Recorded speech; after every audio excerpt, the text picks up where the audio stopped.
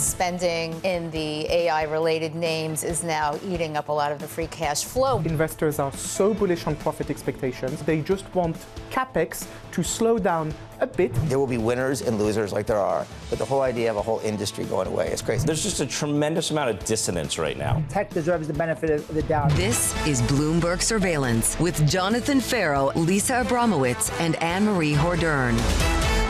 Live from New York City this morning. Good morning, good morning. For our audience worldwide, Bloomberg Surveillance starts right now. Coming into Thursday, tech stocks looking for a firmer footing. OpenAI is closing in on finalizing a $100 billion funding round as the latest minutes are revealing a hawkish shift to the Federal Reserve. And crude is holding above 70, following the biggest one-day gain since October, with the Middle East very much on edge. We don't have a decision yet from the president on what he's going to do next when it comes to the Middle East, when it comes to Iran. He met with his national security team yesterday. No final decision. He still has the diplomatic avenue he can take.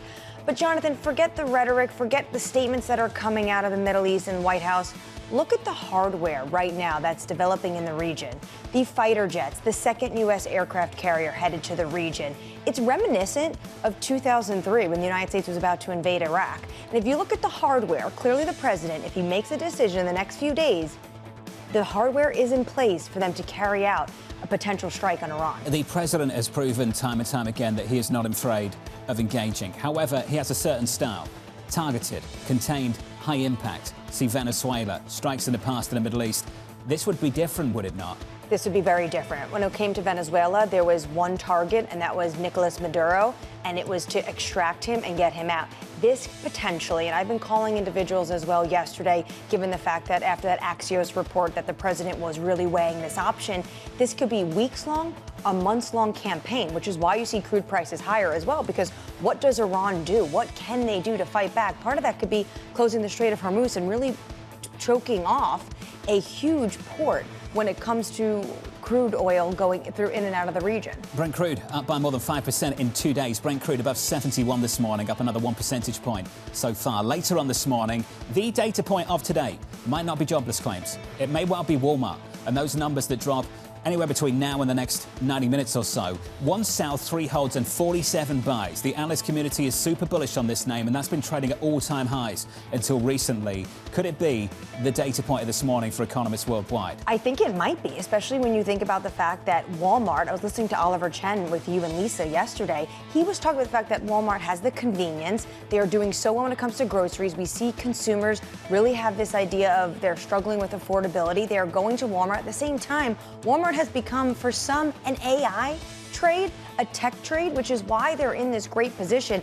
But how high is the bar? And one thing Oliver Chen yesterday, he said when it comes to Walmart, they do have this potential when they want to have a conservative guidance. If they have a conservative guidance and the street is looking for much more, could that potentially hurt them? Walmart in the pre-market negative at the moment, just a bit softer. We're down by 1.4%. We'll look out for those headlines when they drop later on this morning.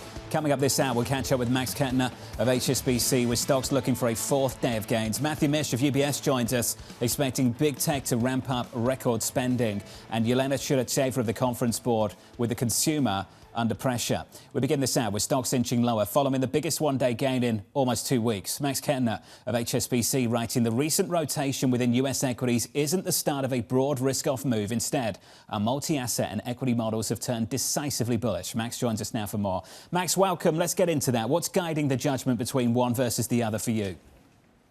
Yeah, look, actually, in terms of the data, the one main data point that we've seen in the last 6-7 weeks, what's changed is that tiny bit of a sell signal that we had in our positioning framework at the start of this year, that has now all but disappeared. So clearly positioning and also short-term sentiment, short-term hedging demand is much, much higher. Sentiment overall, all the price-based, the options-based positioning stuff and positioning proxies are much, much cleaner now. Even on the systematic side, when we look at the likes of CTAs, momentum signals, risk parity, vol target strategies, all of those have now gone from around 80th percentile just a couple of weeks ago to below 50th percentile. So already much, much cleaner positioning that I think should constrain from here the downside. And any kind of positive news around AI, you guys would just talk about another funding round for OpenAI. Any kind of positive news, I think, does call then into question that rotation away from the AI names, away from the Magnificent Seven, the hyperscalers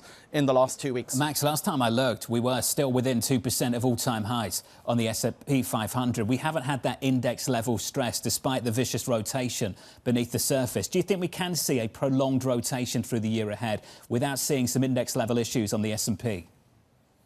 Yeah, you can. Actually, when we look at what we did, for example, 2 weeks ago, was looking at the biggest rotation out of high beta names, out of high beta momentum names, for example. What you are seeing is that seldom has an effect on the overall index level, not just in equities, but actually across the asset class spectrum. When you look at treasury yields, when you look at the broader dollar or high beta effects, you look at investment grade or high yield credit spreads, even emerging markets, actually even on the day of the worst unwinds of those high beta stocks, those big rotations, it rarely ever really has an effect. So the hit ratios are well below 50%. And even as a signaling, as a forward return signaling tool, it doesn't really work because when we look at the weak forward returns, again, across the asset class spectrum, it's very similar. You're not really seeing any kind of signaling value. You guys probably were talking about the last 2 weeks as well. Had probably guests on who said that's a sign of an unhealthy market. It's not what you see empirically. So from that angle, I think we can have another couple of weeks of rotation that people, are still continuing to be perhaps long the wrong stuff, and they have to rotate away from that with very little effect, I think, not only on the equity index levels, but really across the asset class spectrum. Max, let's talk about within equities what's starting to perform. Just this quiet consumer rally. It's quite stealthy. We've seen a move of 8% on Delta so far this month. The restaurant industry was in a bit of trouble over the last year or so. Now names like Carver up by something like double digits through February. Max, what do you think that spells? Do you think that's sustainable? Yeah, look, I think what it is, and we have seen that during the reporting season, is that both the misses and the beats are getting, punished and rewarded much more significant compared to history, particularly the misses on the earnings side. They're being really punished much more. Is that really a sector thing or an index thing? No, it's not, right? It's very idiosyncratic, very name specific. So therefore, again, I wouldn't really draw big index level, maybe not even sector level conclusions. In fact, when you look at something like XRT, when you look at the S&P retail sector or US retail, that is still something that we very much prefer, aside from the Mag 7 and rotating back into the hyperscalers now. It's also leaning into some of those more cyclical names, those cyclical sectors that are potentially benefiting now from those tax refunds coming from those big, beautiful bill tax refunds and stimulus measures, where perhaps we are now then in the next couple of months starting to see some effect in the data manifesting itself. So then it's stuff like US retail, like the home builders, like regional banks, like US transport, really leaning into some of those more early cyclical sectors and really those sectors that are more exposed to the lower end of the K of the U.S. economy. Yeah, I noticed in your note you talk about how you want to move into the lower end of the K-shaped economy sectors in the U.S. tactically. But Max, is it sustainable to stay there? I think it is, because in fact, when we look at some of the data points over the last not only 6 months, but really the last 5-6 years since COVID, I don't think things are as K-shaped as the narrative often portrays. When you look, for example, at the wealth effect, look at net wealth across the age groups. Actually, the ones that have benefited the most, that had the biggest net wealth gains, you'd be forgiven to think, well, that's probably the baby boomers, it's the 65-plus-year-olds, it's the ones with the 401ks and with houses. It's actually not. It's the ones below 40-year-olds. When you look at the 18 to 39-year-old age cohort, they had the biggest, not only total asset gains, but even net wealth gains since COVID. So I do think sometimes that K-shaped economy narrative is perhaps a little bit too much narrative, but when you look a bit at the data, particularly on the wealth gains side of things, it doesn't look as K-shaped. So therefore, I do think that it has some legs. It's interesting, though, because the president is going to be giving a speech today on affordability. When you look at the polling, it still shows that this is a top concern for Americans. They still feel like they cannot go out and afford everyday basic needs. But it sounds like you're seeing something different in the data. I think that there's probably a disconnect between the data and how people feel. On the one hand, of course, you can say if you're a baby boomer, Are you going to go out every week, every day? Do you spend like crazy? Are you going to go to restaurants every day? Probably not. Are you going to go out and, drink your cocktails every day? Probably not. Do you have these big ticket items, these big ticket purchases, new beds and all this, right? Are you going to buy a new house every year? Do you have to refurbish it every year? No. That is exactly the sort of stuff that the under 40-year-olds need to do, right? So they are the ones that have the big ticket purchases where they probably do feel still that inflation the most because they probably spend the most. So that's probably where the disparity comes between what we're seeing in the data and how people actually feel, because they are probably the ones, that age cohort are the ones that probably spend the most, and therefore they probably feel a lot less well off than the actual data does tell them. Hey, Max, let's take it to the bond market as well. Yields up this morning across the curve by about a basis point, but sitting right on top of the year-to-date lows on a 10-year maturity. The 10-year this morning, about 4.1%. Max, how much comfort do you take from that move lower that we've seen in yields at the long end of the curve over the last few months at least? Max, you typically talk about the so-called danger zone. It feels like we're some distance away from the danger zone. Exactly. That does give us great comfort. Let's be honest. The next couple of weeks, if we go from 410 back to 430, let's say term or December rate cut expectations go from a little less than 60 basis points, let's say towards 40 basis points. Do we really care? Do we go from, when we go from slightly more than 2 cuts expected to slightly less than 2 cuts expected, are you really going to sell equities? Are we really going to be bearish high yield? Are you really going to say, wow, that must be 5% stronger dollar, therefore sell everything in emerging markets? Not really, right? That's a tiny move. It's probably something tactically that you can position for. I wouldn't be buying treasuries here, so we are still pretty underweight in developed market sovereigns, including the long end in treasuries. But, that move is largely really a bond market move. It is not high enough to hit that danger zone because, like you said, we are really always concerned about that danger zone. And we're a good almost 30 basis points away from that at the moment. So, Max, some people, as you know, freak out either way in the bond market. When yields are high, it's going to upend valuations. When they're low, it reflects something sinister developing in the US economy. Max, what do you think it does reflect? What's your evaluation of that? Look, on the valuation side, you guys were talking about Walmart. I think that's one of the things that on the valuation side is very significant right now. Walmart trades at a 44 PE. You look at Amazon, just look at an Amazon PE over the last 25 years. You're almost back to the low from the depths of the financial crisis from 2008. You're almost back at 21. So we've got Amazon almost trading less than half of a PE than Walmart. That doesn't make sense. Look at the Mag 7 overall. The Mag 7 are trading at 26 times earnings. You've got the Russell that trades almost at 25 times earnings. And, within the Russell, we've got almost half of the companies that sit on negative earnings. Not negative earnings growth. They sit on negative EPS.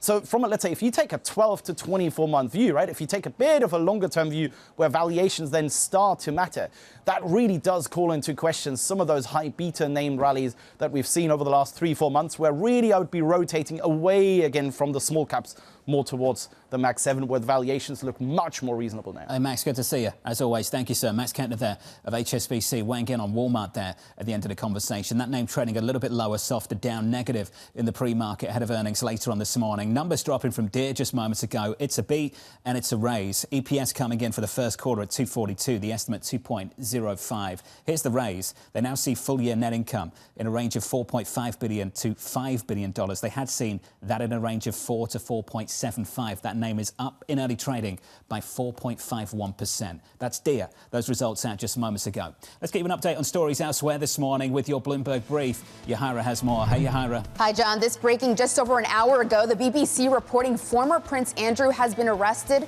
on suspicion of misconduct in public office.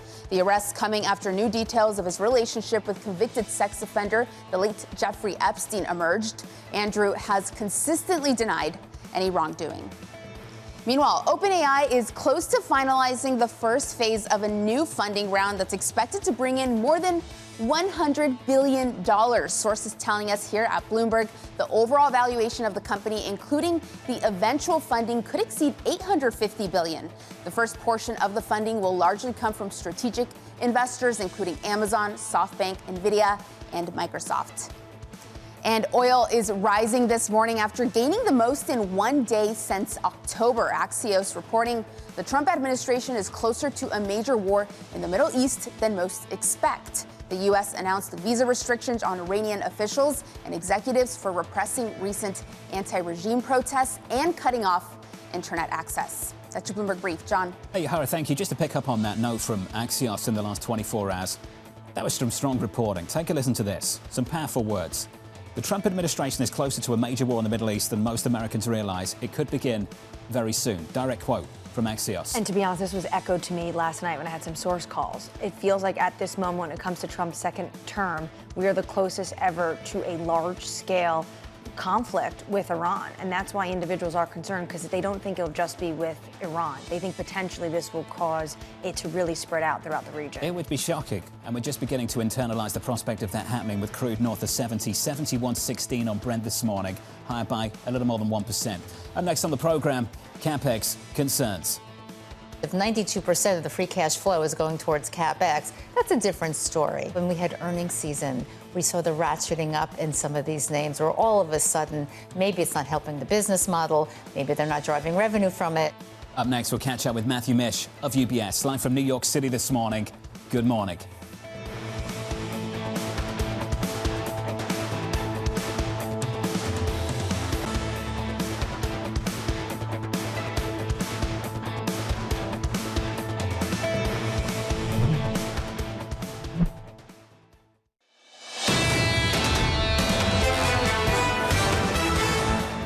Live from New York City this morning. Good morning. Later on this morning, this is what you'll get. Walmart earnings in the next 60 minutes or so. That could be the major data point of this morning.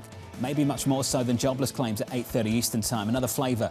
Maybe just taking a temperature of the labour market in a few hours' time. In the equity market at the moment, we're down by about 1/3 of 1% on the S&P 500, pulling back on the Nasdaq as well by 0.4. On the small caps, some underperformance there. We're down by 0.5. The headlines in the commodity market, you've all seen them in the last 24 hours. Crude, with the biggest one-day rally since October. Brent crude north of 70. Levels we haven't really experienced since July last summer. 71.21, up by 1.2% so far this morning. Following this from the Axios and their reporting that we are the closest we've been to a war in some time. Some shocking reporting coming from Axios. Yeah, well, if you look at the hardware right now that's in the Middle East, it does look like how the U.S. was setting itself up before the invasion of Iraq in 2003. What is interesting, though, when you see those oil prices go higher, the president's going to give a huge affordability speech today in Georgia. He's also going to talk about that next week at the State of the Union. If he sees oil prices continue to rise and individuals are saying, sir, potentially this conflict could mean higher gas prices, maybe then, is that what ends up being the pause? But wanting to maybe take a strike on Iran? Crude rising this morning by 1.2%, 71.20 on Brent crude. Under surveillance this morning, CapEx concerns.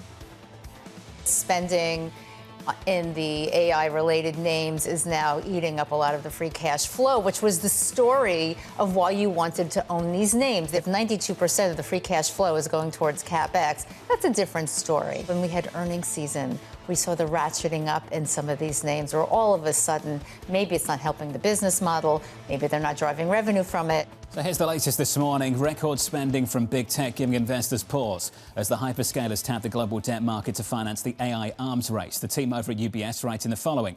We've raised our 26 issuance forecast to $360 billion from $300, with a possibility of further upside surprises to CapEx and a broadening out in issuance across the sector. Joining us now is Matthew Mish of UBS. Matt, good morning. Good to see you. Thanks for having me, John. Let's just start with that estimate, that new number for you and the team. What's guiding that? What's causing the lift?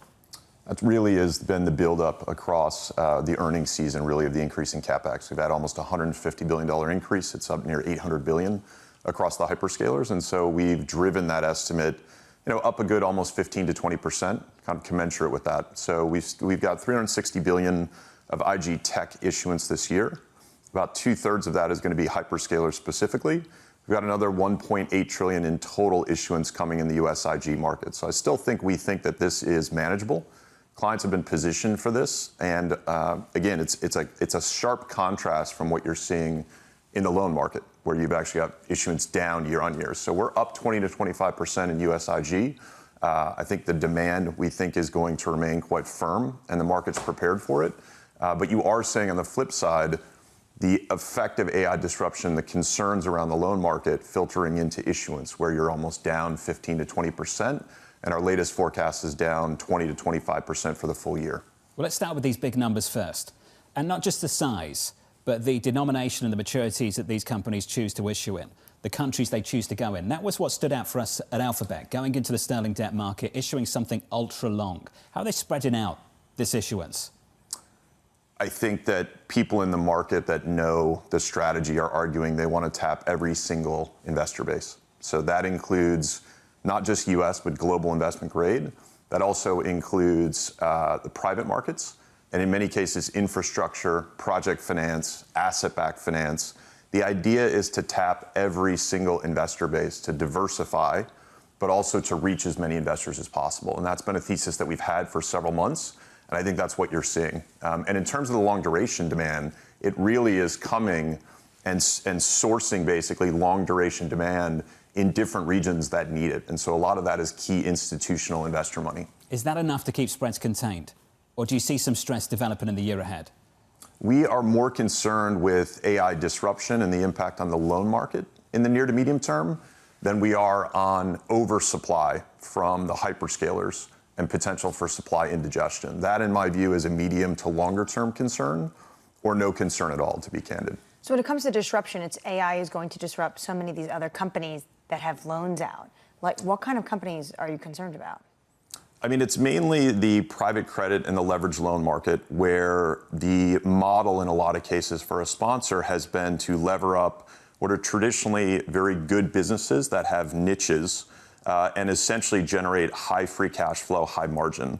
The largest two sectors are basically tech, which 90% of that is software.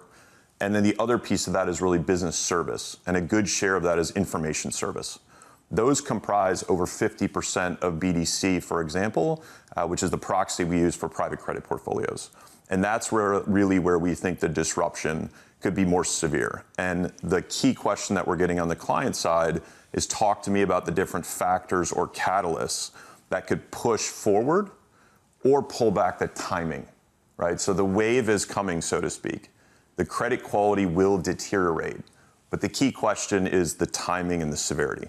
So when we see headlines about halting redemptions at certain funds, it makes people nervous. Now, I know that you can't talk to this story directly, but I'll share with you verbatim from the Financial Times. Private credit group Blue Owl will permanently restrict investors from withdrawing their cash from its private retail debt fund, backtracking from an earlier plan to reopen to redemptions this quarter. That from the Financial Times this morning. When people see headlines like that, they're trying to work out, is that idiosyncratic? Is there contagion risk here? Is that the canary in the coal mine? What would you say back to clients this morning? The market structure matters a lot, right? And so in the loan market, if you're talking about private credit, the vast majority are in closed-end private funds where there are lockups. And so you won't have that redemption risk. What's important there is over 2/3 of the AUM in private credit are in that type of fund. Middle market CLOs are generally closed-end. The money's not coming out. That's a buy and hold structured finance vehicle. That's a little about 100 billion, so 5 to 10%, let's say, the outstanding. The BDC area is about 25% of the outstanding. Of that, roughly 2/3 of it, 15 to 20%, are public BDCs. So I think it's important to put it in context, right? Most of 75% of the assets, I would argue, are locked up, Jonathan. You're just not going to have that redemption risk, right? And so you have to look at the 20 to 25% where there potentially is redemption risk. And then the question is, how much are you seeing, right? If I have a 5% run on 25% of the market, that's a little over 1% of the market in terms of the money that wants to leave. Question really then is fundraising and money coming into the market offsetting that? So I'm not overly concerned with some of the areas in terms of redemptions, right? One fund doesn't really represent the aggregate market structure in terms of the vehicle that's of investment in a $2 trillion market.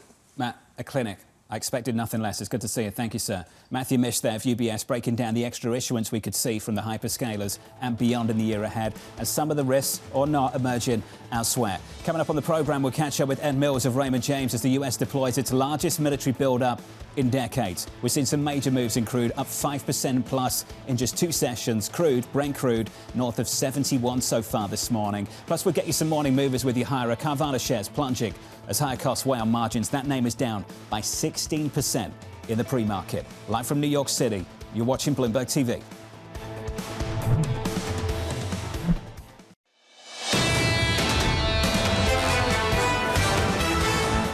3 days, no losses on the S&P for the first time so far this month. Equity futures down just a touch this morning. We're negative by 0.25%. On the Nasdaq, we're down by a third.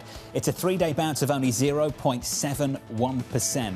It's easy to frame this negatively and say this bull market has stalled over the last month or so, but we're still within 2% of all-time highs on the S&P 500, despite tons of tech pain and the more cyclical parts of the market performing in the last 24 hours. That's encouraging, and we'll see if that continues throughout this morning. Elsewhere in the bond market, yields with a lift, doing better as the risk aversion begins to fade, at least just yesterday. Yields driven higher, not just by that, but also by some Fed hawks on the minutes, in the minutes, making themselves heard, driving yields higher at the front end of the curve. We add another basis point to twos, 346.99. As we count you down to the opening bell, let's get you some single names. About 3 hours away from that cash open. With more, here's Yahira. Hey, Yahira. Hi, John. We have a few double-digit movers to get through. And we start with Carvana. Shares are plunging 16% as higher costs cut into profits in the latest quarter. The online used car seller has been spending aggressively, buying more cars and acquiring car dealerships. But that rapid expansion has been pressuring margins. And the CEO said expect that to continue. The investment, something Wall Street has not exactly been rewarding. Case in point. And we saw that over at DoorDash as well. You are seeing shares soaring this morning, up nearly 12% in the pre-market, but it wasn't a straight line up. The shares initially plunged as it announced heavier spending yesterday, but sentiment flipped when it issued a stronger outlook, saying that demand is building, fueled by new customers. So at a time ahead of Walmart earnings, when we're looking for cracks in consumer demand, you won't find it in the food delivery business. Uber also had solid earnings on that front as well. And we end on shares of Figma. They are rising more than 12% in the pre-market. The company gave a solid outlook, calming fears about AI disruption. It's had a rough patch. The stock down roughly 25% from its IPO price last year. It was also one of the stocks that was caught up in the software sell-off, but its results today providing some relief for now. John? Yahira, thank you. Thanks for the update. More from Yahira later on this morning. On our radar this morning, Fed officials leaning away from the prospect of cutting interest rates. The latest Fed minutes showing several policymakers even weighing potential rate hikes if inflation remains stubborn. Elsewhere, OpenAI closing in on another massive funding round. The ChatGPT maker expected to bring in more than $100 billion from strategic investors, including Microsoft, Amazon, and Nvidia. Its next funding round is likely to raise its valuation to near $850 billion US dollars. And finally, President Donald Trump making a trip to Georgia, kicking off a stretch of visits to voters around the country. The president expected to push his policies on affordability and the economy in the key battleground state as the midterms grow closer. Caroline Levin spoke about this yesterday, the president's press secretary, talking about the fact that he wants to make things more affordable for everyday people. So he's going to a swing state. He's going 70 miles north of Atlanta, and he's going to be talking about this. You know what I found fascinating, though? Yesterday, Reuters came out with a poll that said U.S. public approval of Trump's immigration policies are the lowest level since his return to the White House. 2 issues he won on: affordability, getting inflation down, and closing the border and immigration. Right now, he's losing a lot of ground on, and I expect him to talk about that today, as well as next week at the State of the Union. Well, let's spend some time on affordability, and we'll be sitting on this topic throughout this morning. Brent, WTI, high this morning, once again up by another 1% plus. Brent crude, north of 71 on the session so far. To your point earlier on in the program, that's something that people are going to pay attention to. Halima Croft of RBC put out a note overnight what's going on with Iran. And she said on her recent visit to the region earlier this month, multiple well-placed observers warned that Iran would likely to start targeting energy facilities and other key economic assets to force Washington to stand down. So try to go after the president and the U.S. where it hurts. We saw this in how many administrations? Remember when gasoline hit $5 a barrel? All of a sudden, Saudi Arabia wasn't a pariah for the Biden administration. They went to the Middle East. If gas prices go up, this could potentially be something that pushes the president to maybe want to wind down either some of the rhetoric or maybe not take the stance on a long, prolonged strike on Iran. Let's keep it on the geopolitics. Tensions very clearly rising between the US and Iran. US forces amassing their largest military buildup in the Middle East in decades. The White House maintaining a potential deal to avoid a conflict is still on the table. There's many reasons and arguments that one could make for a strike against Iran. The president has always been very clear, though, with respect to Iran or any country around the world, diplomacy is always his first option, and Iran would be very wise to make a deal with President Trump and with this administration. The tensions sending oil to its steepest dead again since October. Joining us now to discuss is Mika Sona of Bloomberg Government. Mika, welcome back to the programme. Is this getting harder and harder to ignore? Yes, absolutely. I mean, I think this is one of the top priorities for the White House. Certainly, the president met with top advisors yesterday to discuss a strategy on Iran. And I think that this is going to be telling in the weeks to come. But U.S. officials are preparing as soon as this weekend for a potential attack. Now that the possibility of that is unlikely, given that the president has not yet decided on what he wants to do and is not going to come forth publicly with his plans. But we should expect, a lot of tensions to continue in the next couple weeks between the U.S. and Iran. Mika, this is not the president's style. He's not afraid of military conflict or strikes, to be more specific, but he likes to have contained, targeted strikes that generate high impact issues on the international scene. And Mika, this could be something that drags on. How different could this engagement be? I think it could be very different, given the fact that Iran has also signaled that they are not afraid to strike back and retaliate against the U.S. if the U.S. does take those actions. So the White House and the administration officials are clearly monitoring that and making sure that, this is the correct move. And as we just mentioned before, this could also have an impact on oil prices, which can trickle down to the consumer, which could also make it a political problem for the president. So there's a lot at stake here. Mika Sona down in Washington, D.C. Mika, thank you. To continue the conversation, Ed Mills of Raymond James. Ed, we've often heard the president be congratulated for peace through strength. He has a means of doing things, a way of doing things. It's targeted, it's contained, it's high impact. Could this be a different approach? Jonathan, it's possible, but I do think that the base case here is President Trump likes to escalate to de-escalate. He wants to put a lot of pressure on Iran.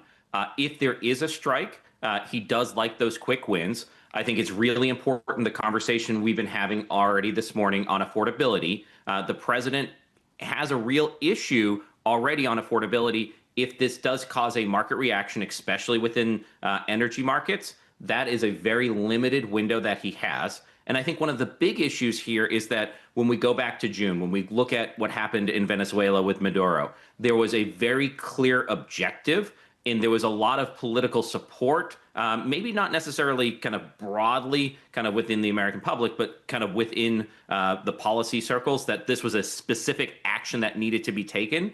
I don't know what that specific action that needs to be taken right now, besides some of the conversations we've been having for years.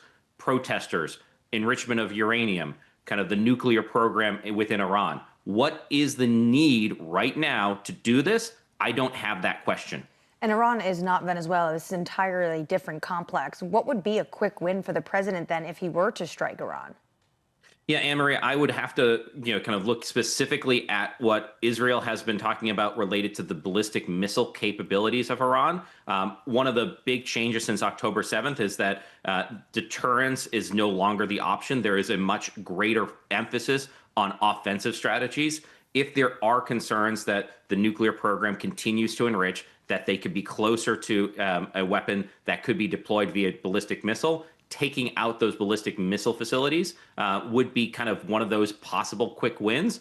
Another attack on the nuclear sites is also possible if there's been a rebound, but that also upsets some of the conversations that Donald Trump wanted to have after the attacks of last June, that those nuclear facilities had been obliterated. So he does run the risk that if he goes after those, it opens the question, what was the actual damage? And the question, of course, a lot of people are talking about how this might not be short-lived. This could be days, weeks, and even maybe months long. Ed, is there a potential that Donald Trump starts looking like George Bush? When you look at the Middle East right now and the U.S. military posture, it looks like 2003.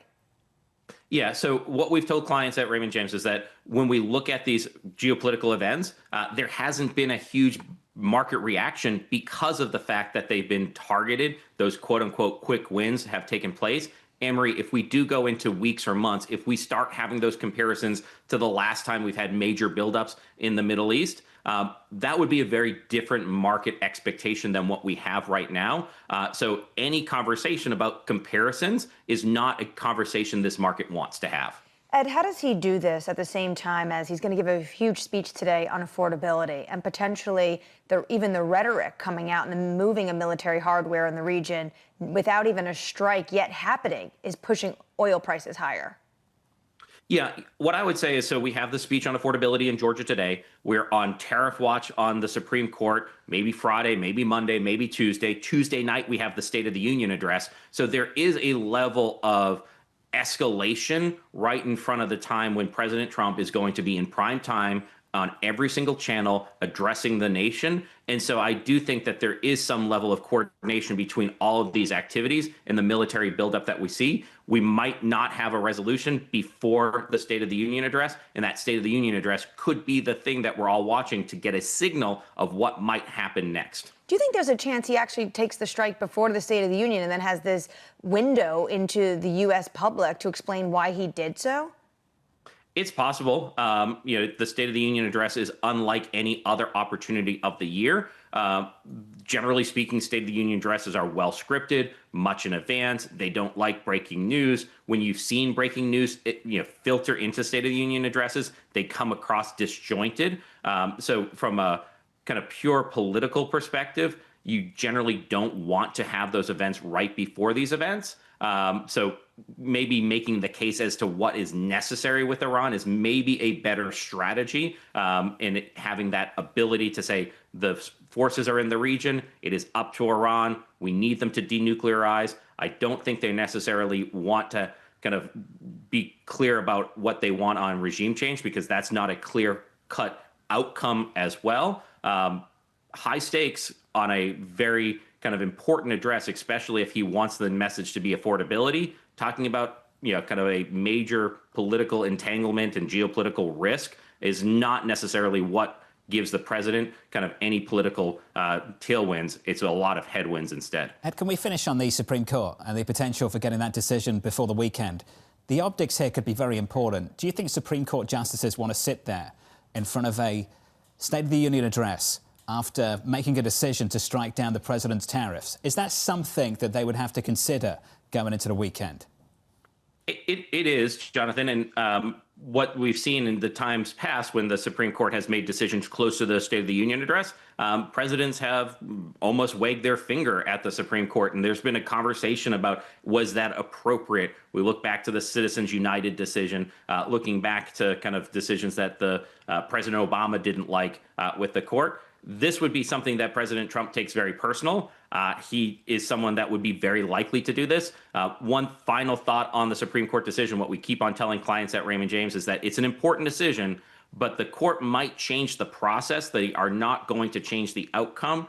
Tariffs are here to stay. The president has a lot of other authorities. No matter what the Supreme Court does, these tariffs that have existed since April 2nd of last year will continue after any Supreme Court decision. There might be a little bit of a process change or a little bit of a hiccup in timing, but it doesn't change what the president is able to do. Ed, thank you, sir. Appreciate your input as always. Ed Mills there of Raymond James on the situation down in Washington, D.C. and the situation abroad as well with Iran. Just listening to Ed there. Targeted, quick, clear objective in mind that leads to de-escalation. Peace through strength. We've seen that playbook from this president over the course of the last decade or so. And the question that people are asking is, this feels so different. Would the president actually be willing to engage in a different playbook, in a different way? Especially when you know what Iran is immediately going to do. Likely target energy facilities, likely cut off the Strait of Hormuz, likely go after tankers in the Strait, and potentially could have a real impact on energy. Now, if you were the president of the United States and you thought you were going to maybe take this strike, what would you probably do?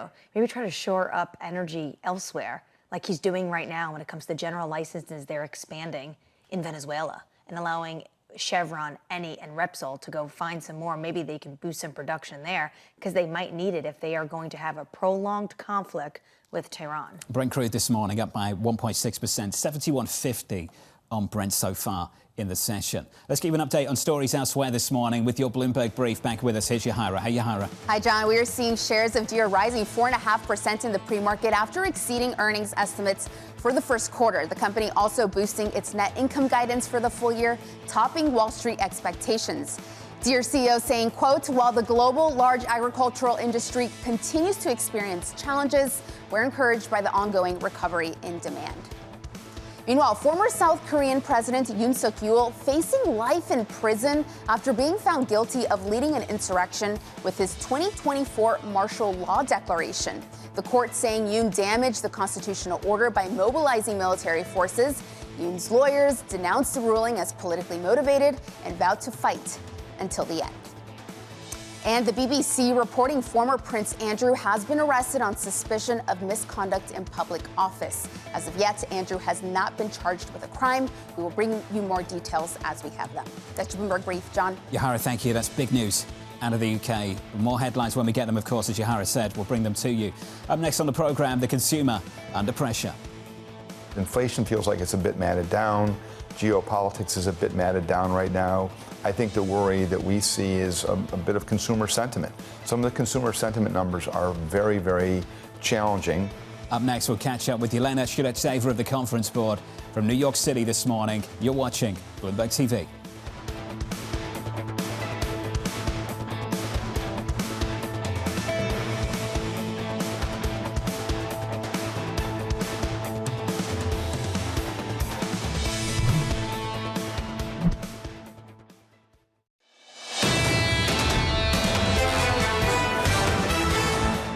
Check out Deere in the pre-market. The stock is up following earnings, and early trading is up by 4.51%. Beat and a raise. Here's the beat. EPS at 242. The estimate 2.05. And here's the raise. They now see full-year net income in a range of 4.5 billion to 5 billion. The previous range was 4 to 4.75. Better numbers from that company. The stock's up by more than 4%. I think this is really important, especially going into this report. A lot of individuals were concerned about the fact that we haven't had as big as soybean exports. Potentially farmers weren't buying as much of the hardware they need.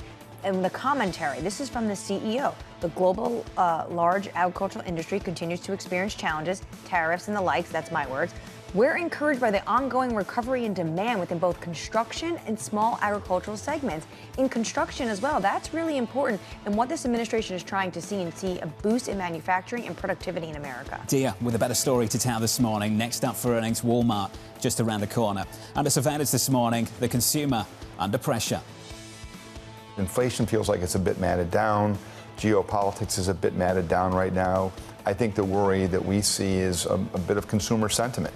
Some of the consumer sentiment numbers are very, very challenging. The emergence of the K economy, K companies, and what's the second and third derivative to consumer confidence, consumer spending. So here's the latest this morning. Consumer sentiment sitting near its lowest level in more than a decade. The latest read on spending due in under 15 minutes' time when we get Walmart reporting earnings. Yelena Shulyatyeva of the Conference Board writing elevated prices, higher borrowing costs and uneven income growth are forcing tougher trade-offs. Walmart earnings will be a critical read. Yelena joins us now for more. Yelena, good morning. Good morning. Is it difficult to get a clean read through the data right now? And are you leaning on reports like Walmart just that little bit more? It's very difficult to get a clear read, like on anything, from the labor market to consumer spending. But there are some signals that consumer spending is moderating, in response to that kind of like a downward trend in consumer confidence.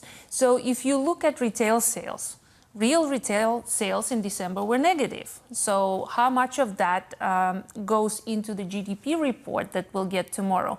We're about to see. I will also be looking at real spending in the another report that comes out tomorrow, like PCE report. So that is a very interesting one, because what we have seen recently is that income trend has moderated quite significantly. So if you adjust income, personal income growth by inflation and by taxes, you will see that income growth slowed to zero in Q3 and Q4. Is GDP in this country, unlike in years gone by, less dependent on consumption? And is it becoming less labor intensive as well? That will be interesting in tomorrow's report. I think that we will see a smaller contribution from consumer spending, but what will define tomorrow's number is what happens to trade, and we'll get some data this morning at 8:30, and also what happens to government during the government shutdown in the fourth quarter. When it comes to GDP, though, isn't a lot of it being driven just by these hyperscalers, which then may end up taking American jobs? Totally. I think 2026 will be an interesting year in that respect. So how much investment we'll get will, define GDP growth. But I think consumers in particular, which has been the key engine behind economic growth, that will fade as a contribution to GDP this year. When it comes to the consumers, I was looking at how they're feeling about tariffs because we might get the Supreme Court decision on Friday. And Council on Foreign Relations and Morning Consult said, regardless, Republican Democrats, 65% say that everyday goods have gone up because of tariffs. Are you seeing the same? We see the same kind of trend in our own consumer confidence indicator across political affiliations, across income, across ages and generations. You see a decline in consumer confidence. Actually, it's been a trend over the last several months. So, yeah, definitely. Seems to be putting the Federal Reserve on the back foot. Anyone who read through the minutes just yesterday, this is how they read. Introducing a bit of two-way risk to interest rates. Several participants indicated that they would have supported a two-sided description of the committee's future interest rate decisions, reflecting the possibility that upward adjustments to the target range for the federal funds rate could be appropriate, even inflation remains at above target levels. Inflation has been above target now for, what, 5 years? Yep. Are they getting serious finally? Well, you know, what I will be looking at in the March meeting, data, is how are they talking about risks. So recently, the labor market risks were above those for inflation. So this is a part of the, the materials they release with the statement. So I think this time around, we will see that inflation risks are above those for the labor market. So that would signal that they're getting more serious about it. How much harder is this going to make life for the incoming Fed chair, who might have a different opinion on the balance of risks?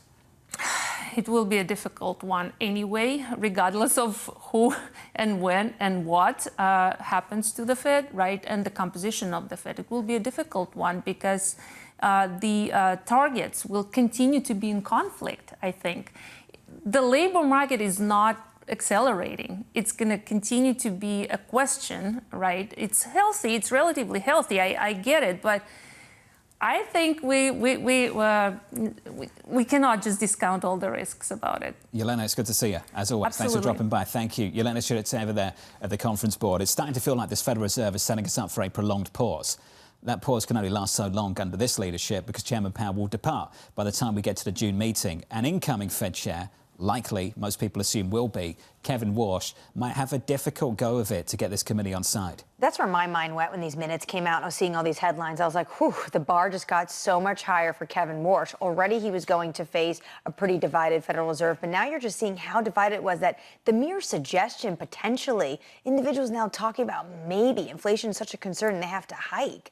I think the key question is when you look at the productivity boom that a lot of people are talking about in America, is it inflationary or is it disinflationary? I think that remains to be seen. Is it a hawkish turn for the committee or just a couple of hawks, several hawks making themselves heard in the minutes after we had some dovish dissent? That's what you're going to have to figure out between now and the next meeting and in the news conference with Chairman Powell. Potentially, that's a good point. There was 2 dissents, so then individuals are saying, well, we need to counter that dissent to try to make this a little bit more of an equilibrium when we have what they're just talking about, two-sided potential risks. It's going to be incredibly challenging time. And all of this is happening while we're still waiting for Kevin Warsh to get a date for the hearing, and then, of course, whether or not he's going to get that Senate vote. That calendar's still empty at the moment, and Senator Tom Tillis has got his own idea on what should happen first. Equity futures on the S&P, negative by 0.25%. Up next, we'll catch up with Aaron Kennon of Clear Harbor Asset Management, Tobin Marcus of Wolfe Research, Mary Hines Droesch of Bank of America, Terry Wizman of Macquarie. Numbers, earnings from Walmart. Up next, just around the corner, the second hour of Bloomberg Surveillance. It's coming up after this commercial break.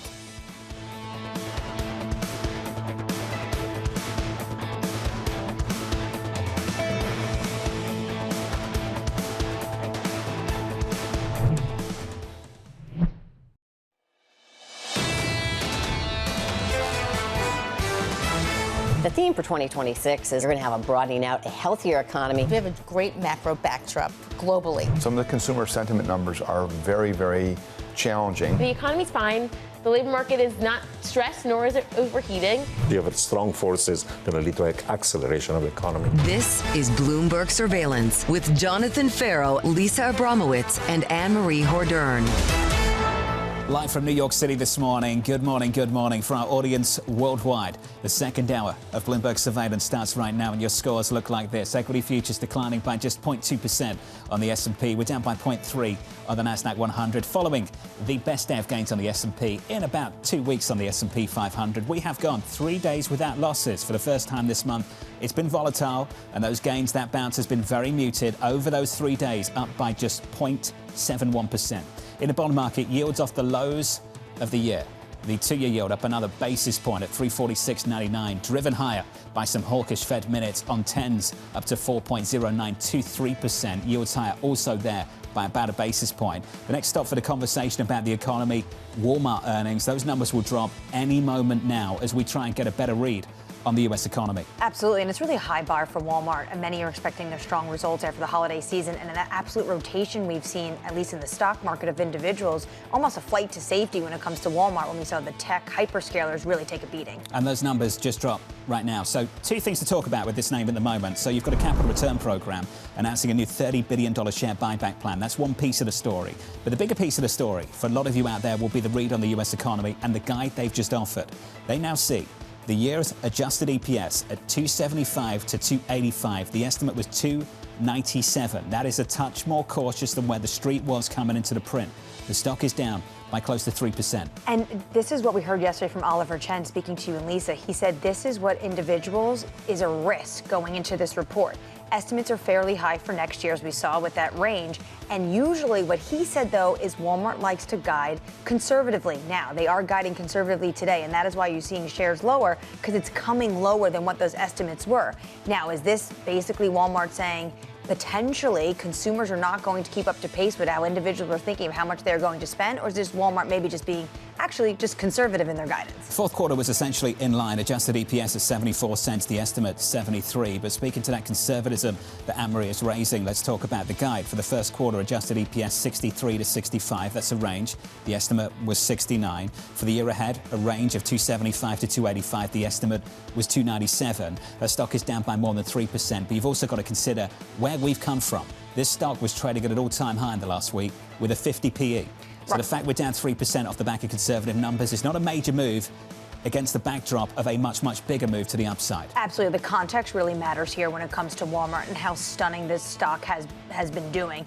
Phygital is the word Oliver Chen used, the fact that 90% of Americans live less than 10 miles from a Walmart. They have that convenience when it comes to a physical place to go buy groceries and everything else. But at the same time, compared to Target or compared, say, to Costco, what Walmart has been spending and able to do on the digital front when it comes to AI to be more efficient, that is why investors have loved this name. Let's see if those losses hold. Let's see if they stick. The name is down by about 2.8% so far in the pre-market. We'll stay on top of that story for you. Coming up this hour, Kennon of Clear Harbor Asset Management joins us with stocks searching for a fourth day of gains. Tobin of Wolfe Research as President Donald Trump continues his push for affordability. And Thierry Wizman of Macquarie with the latest Fed minutes showing a deeper divide among officials. We begin this out with stocks inching lower.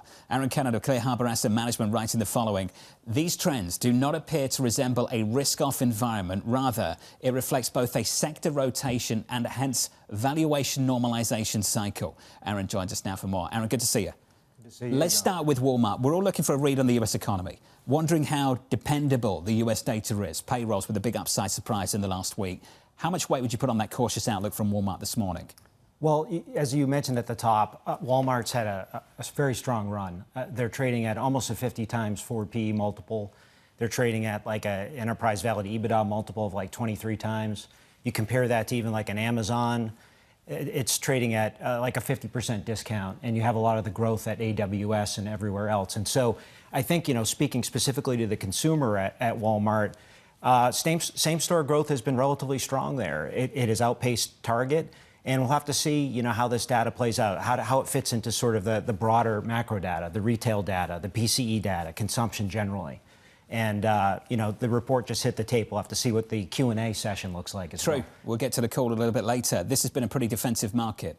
We've seen utilities trade at record highs. We've seen staples trade at all-time highs. Walmart's been a big piece of that. And people are trying to figure out if this is risk aversion, some kind of maybe a market signaling a cyclical downturn, or whether this just reflects a rotation away from tech and, to your point, a normalization. Why do you choose one versus the other? Where's the conviction come from? Well, I think the pro-cyclicality is both due to valuation. We've seen extended valuations on the technology side, but cheaper valuations on the pro-cyclical side. If you take a look at where we are year to date, you just mentioned we're only up 70 basis points on the S&P 500.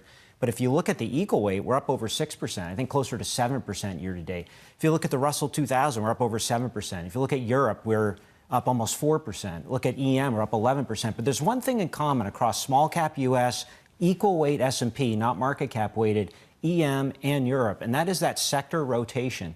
If you look at the sectors that are really pushing performance, it's materials, it's energy, it's industrials, it's consumer staples. So it's not just an American story, it's a global story as well. Do you think that dampens the cap weight S&P 500 index level story for the year ahead? Well, it's going to be interesting to see, whether or not the horses are let out from the barn later on this year, and whether or not sort of tech can play its role. But tech is one of the three most significant underperformers of the year. If you look at tech, consumer discretionary, and also, if you look at tech, consumer discretionary, and what's the third largest? It consists of like 2/3 of the S&P 500. All the three largest sectors representing the S&P are down on the year. So it's quite remarkable that the equal-weighted S&P 500 is up to such a great extent. We know the consumer names like Walmart. Does this give you any sense of where we are in terms of the K-shaped economy and recovery for the rest of the year?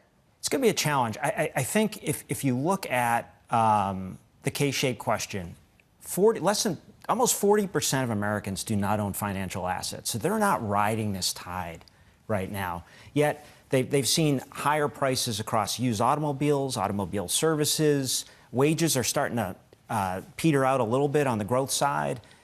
Food costs are still elevated. We're on average about 40% higher than we were in early 2020 across the board on sort of consumer goods products. So with that said, though, we're rolling into 2026. We have the big, beautiful bill that just kicked in. We have a lot of stimulus that's anticipated. No tax on tips, no tax on overtime, maybe a stimulus check being sent back in the mail to a good portion and cohort of Americans. That's positive. Then you have sort of that full, sort of depreciation question around, that's going to incentivize industrial companies to rebuild and here in the United States. So that could be a tailwind for growth this year. We would anticipate maybe the GDP number running a little hot for the full year 2026, which could augur well ultimately for the risk on trade. But that GDP number running hot is because of tech companies, right? Less so consumers? Part of it's the $650 billion hyperscaler build out. But I think, the other piece we haven't seen, and it's running with a lag, is higher tariffs are incentivizing growth in the United States. Deals that the Trump administration has cut with countries like Japan, for example, are just going to start. Those picks and shovels are just starting now. So in some sense, we think that there may be a tailwind on that, again, that pro-cyclical side, factories being built here in the United States. And that could augur well for industrials, utilities, and perhaps part of the tech sector as well. Investment-led growth is not something we're used to in this country over the past few decades. How does that change how you play offense in the equity market? Well, it's a good question. When I sat here about 1 year ago, we touted the thought that due to valuations and due to this sort of pro-cyclicality that we anticipated, that you wanted to move a little more equal weight. And I think just thinking about that, picks and shovels, industrials, energy, even natural gas. There's an oil trade going on right now because there's a lot of geopolitical risk. But if you're thinking about electric generation in the United States, there are two things to think about. One is natural gas, and the quickest way to get an electron online is through solar and commercial battery backup. And so we think that there are a lot of opportunities there as well. This is not just a tech story, but if you own the S&P 500, you are exposed. There is a debt piece to the investment story as well. You've talked about in the past above target, above trend growth, driven by deficits. Now there is a credit piece to the investment coming from tech capex as well. My question to you would be, typically my conclusion when I hear something like that would be, OK, equities outperform bonds. Bonds are going to be a bit soft here off the back of this. They've got to fund it. And I'm starting to see yields roll over at the long end of the curve, up a little bit in the past few days. But what do you think that performance in bonds is telling you? What does it signal? It's interesting, Jonathan. So we've seen the bull flattener, to your point. And, I think there are a couple things going on there. One is the sense that maybe AI is going to be a disinflationary trend longer term. And so that may, sort of pull down the longer end of the market. Growth could remain strong. But the PCE data, for example, and maybe CPI in a run rate over the next 12 months could actually trend towards target. And I think that's why you're seeing, you know, the long end of the curve pull down a bit. And, you know, I think there's that view that we could see a little bit of that bull flattening. Do you have confidence we can stay at these levels then? Because the consensus view that I'm sort of getting my hands around over the past few days is that every time we drop down towards 4, I just see pushback coming from desks on Wall Street and research teams suggesting that we can't stay at these levels. I don't know. I look at 10-year break-evens at 230 this morning. I look at the 10-year Treasury at 410. And that gives me a little bit of comfort relative to history that, you know, I'm picking up 180 basis points, owning a 10-year. This is very different than prior, you know, sort of the zero interest rate environment that we've been in the last decade. So I think there's a little bit of cushion there. If you believe in the idea of incremental disinflation, at least inflation remaining below 3%, growth remaining reasonably strong, running on a real basis, maybe at 2.5 or higher, so we could see like a 5% nominal plus print on full year 2026 GDP this year. You know, we think that augurs reasonably well for the market. And, you know, the question, too, of course, is what's the Fed going to do? And with 2s at 350 and the Fed funds rate at 350, the market's saying Fed doesn't need to do much right now. Aaron Kennon of Clear Harbor. It's good to see you, sir. Thank you. Aaron Kennon of Clear Harbor Asset Management. This is what we're hearing from Walmart. So a conservative guide from the company just moments ago, and Yahara will bring you more of the details there in just a moment. I wanted to bring you some colour from the C-suite. This came from the CFO in an interview that a team here at Bloomberg News had with him. We think it's prudent to be somewhat measured with the outlook right now, as we have been. There's a whole lot of the year to go, in that it's still a pretty fluid, dynamic macro backdrop. That doesn't sound overwhelmingly bullish in the same way as we've heard from a few guests. No, and according to our colleagues, he's citing slower hiring and trade uncertainty. We do need to remember Walmart does in the beginning of the year typically want to guide conservatively and then potentially later. But it does look like there's still many question marks that the C-suite is facing with, and that is why they are guiding lower than the market was expecting. But when he says something like there's a whole lot of year to go in, that resonates with me. Look how much has happened this year already. It's been, what, 7 weeks? And so much has already gone on in the policy and financial markets. Lots of controversy around tariff pricing. This from the team over at Walmart. As we look into the coming quarter, as well as the coming year, it feels a little bit more like a normalized pricing environment. We'll have more on that for you later on in the programme. Let's give an update on the story from Walmart and a whole lot more with your Bloomberg Brief. Here's Yahara. Hey, Yahara. Exactly, John. Just recapping those results, we are seeing Walmart shares down 2.75%. The retail giants reporting fourth quarter earnings that largely beat estimates, but its full-year forecast fell short of higher expectations, with the company citing a, quote, fluid macro backdrop. While U.S. sales rose over 4%, Walmart is no longer the world's biggest company by sales, falling to second place behind Amazon. Meanwhile, the other breaking story this morning, the BBC reporting former Prince Andrew has been arrested on suspicion of misconduct in public office. As of yet, Andrew has not been charged with a crime and denies any wrongdoing. King Charles releasing a statement moments ago saying he is aware of the situation and the law must take its course. And French President Emmanuel Macron is rejecting social media companies' free speech defense as Europe considers banning children from platforms like Instagram and Facebook. The Trump administration has criticized the proposals, calling them a form of censorship. Speaking in India, Macron said the free speech argument just doesn't stand up. That's your Bloomberg Brief. John. I think he chose some more select words, but I can't utter them this morning.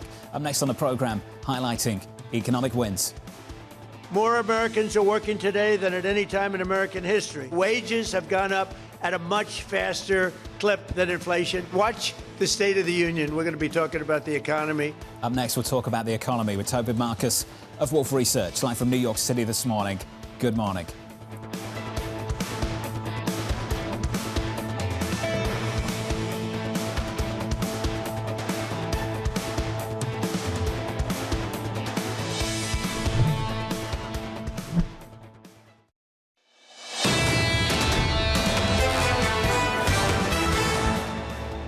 Numbers from Walmart out just moments ago. This is what the picture looks like in the pre-market. The name is down by close to 2.9%. A cautious guide from the company.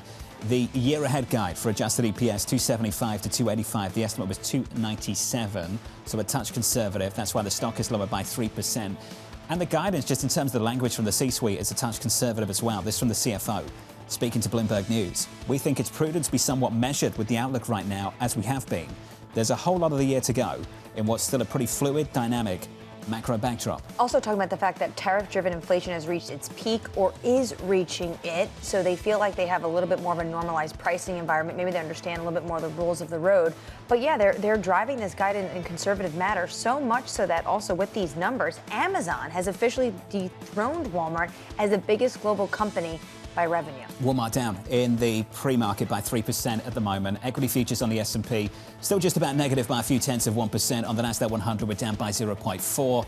On the Russell, we're down by 0.3.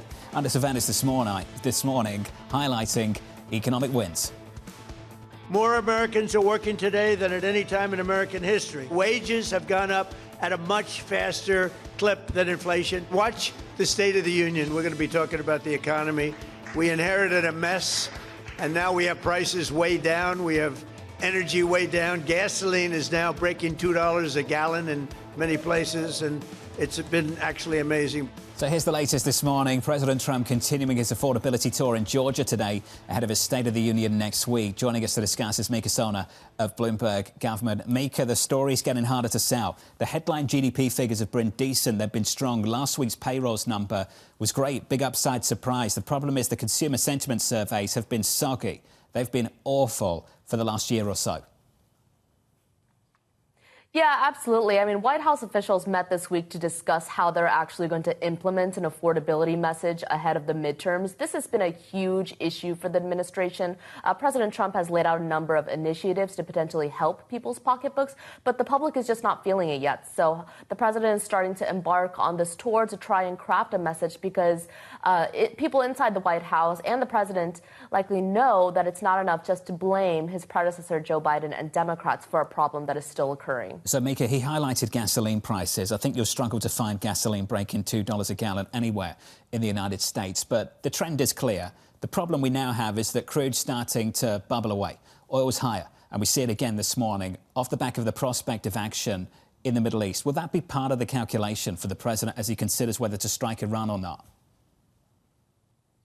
I think it's very likely, and I think that people close to the president and officials within the White House are really weighing that, because if this becomes a political problem for the president in a year that's already bullish for Democrats, this is going to be a huge issue, and the president could get a lot of blame and blowback from his party. So that's definitely going to factor in. I know that the White House is trying to make affordability its #1 priority as it struggles to craft an effective message and also, win on this issue that Democrats have really dominated in past elections in an off year last year. Mika, it's good to see you. As always, Mika Sona of Bloomberg Government down in Washington, D.C. There are domestic considerations and, of course, international relations considerations. On the domestic front, if you're worried about affordability, destabilising oil production in the Middle East probably isn't a smart move. Absolutely. And the fact of the matter is the president loves to come out and talk about lower gasoline prices. Now, I looked at the average right now. We're at $2.92 across the country. If there's one county in Oklahoma that is a little bit closer to 2, I think the average is $2.15 there. But for by and large, mostly across the United States, gas prices are closer to $3 than $2 a barrel. And if oil prices go higher, that's going to tick up, and that is a big concern for this White House. Let's keep it on this subject, on this topic. Tobin Marcus of Wolfe Research writes the following. Trump will be unable to deliver on many of his affordability-oriented regulatory threats. Any calls for congressional action will fall on deaf ears. Tobin joins us now for more. Tobin, welcome. On the affordability front, on that effort, what options does he have? Well, that's really the question. I think the story of the year so far has been a story of reaching for ways to tackle different elements of the affordability challenge that the president doesn't really have the authority to do. So we've seen this 10% credit card rate cap call. We've seen the endorsement of the Credit Card Competition Act. We've seen this call for restrictions on investor ownership of single-family rentals. We've seen various sort of principles put out on electricity prices and reports about voluntary compacts with the hyperscalers. But none of those are areas where the president really has a well-defined unilateral authority to do anything. And Congress has not been interested in taking these up. I think on single-family rentals, they just tried and failed to get that into the House version of this big bipartisan housing bill last week. And essentially we're told pound sand by the Republican Financial Services Committee chair. And I think that sort of shows how a lot of this is going to go. So they may be things to talk about in the same way that campaign policy proposals generally serve as talking points, but I don't think that they're things that are going to happen. Tobin, if the midterm elections is this White House's North Star, the president's going to be giving a lot of these speeches, like the State of the Union, like today, affordability in Georgia. Does that make it less likely that he actually does take the move to strike Iran? At this point, I think they're pretty pot committed to doing something in Iran. I think it certainly matters for their choice of targets and for their conceptualization of what it is that they're doing. You know, the sort of bigger they go, the more they do something that the Iranians might perceive as an existential threat to the regime, the greater risk that the Iranians lash out and sort of do the kind of maximal escalatory options in terms of striking regional energy infrastructure, potentially trying to close the strait. So, you know, if you're concerned about energy prices, and I think they are, that militates in favor of doing less, not more. Not that it's going to be purely symbolic or a completely fake action, but I think we're not necessarily going to see, you know, if the president's being presented with a range of options in the Situation Room, I don't think he's going to go right to the top of the list. And I think that those energy price concerns are part of that consideration. When it comes to also the concerns when it comes to affordability, the press secretary yesterday was asked about what happened to the $2,000 checks, and there's no update there. What do you see this administration potentially implementing before November, or are we done on the fiscal policy front? On the fiscal policy front, I feel strongly that we are done. I do not think there's going to be another reconciliation bill, which would be the vehicle for doing anything that has a fiscal dimension to it. So those direct-to-consumer stimulus checks or anything fiscal in the housing space, like the capital gains exemptions that the president endorsed last year, or a big increase in defense funding, or some of these healthcare reforms that they talked about when the bipartisan talks on ACA subsidy extension collapsed. I just don't think that they have the votes for that. I don't think that they have the consensus around that. And it's really never been done before. I mean, no reconciliation bill this century has been passed in a midterm year without a lot of work done the year before. No one's ever started with a blank sheet of paper in February and gotten a fiscal bill done on a party line basis in a midterm year. So, you know, again, I think there are some things that they could try to run on, essentially promises they could make that are an anchor for the campaign from a communications perspective, but I don't think any of that is actually coming through in terms of incremental stimulus. One of the president's major policies is going to be on display potentially tomorrow with the Supreme Court having an opinion day. What's your expectation? Yeah, so people have anticipated that we were on the eve of a decision before and been wrong, but it is once again the talk around town. Yes, we've cleared out multiple days so far this year to potentially respond to tariff rulings that have not come. But yes, tomorrow is a decision day. It's being closely watched. I think a lot of folks around D.C. are expecting it to come through. We do expect the Supreme Court to rule against the tariffs, but I think probably applying that ruling only prospectively. So precluding refunds for some reason, I think the legal argument for that's pretty thin. But from a consequentialist perspective, they're not going to want to cause that level of retrospective disruption. And if that's right, if it's just a prospective ruling, I don't think it has a huge impact in actual economic terms. You know, we might get a knee-jerk kind of equities higher, bonds lower market reaction as folks are digesting it. But the prospective tariff relief looks very modest to us, given the options that the president has for reconstituting these tariffs under other authorities. Tobin, I've got 30 seconds left. What kind of precedent would that set? Because ultimately the message is, if you're doing something that's close to the line, go big. Do it so large that they can't unwind it. Yeah, I agree. That is a challenging precedent. I mean, ultimately, one of the strange elements of this entire thing is that we have always believed that there are authorities under which the president could have done what he has done, you know, pretty much under Section 338. That's just on slightly firmer legal footing than IEPA. And so I think that's the challenge. If this were something that he had no authority to do under any kind of statute, then I think it would put the court in a different position. But in a situation where they're saying you couldn't use IEPA to do these tariffs, but there are other tools that you could have used, I think that makes it that much less, appealing to order $150 billion of refunds. Tobin, Marcus.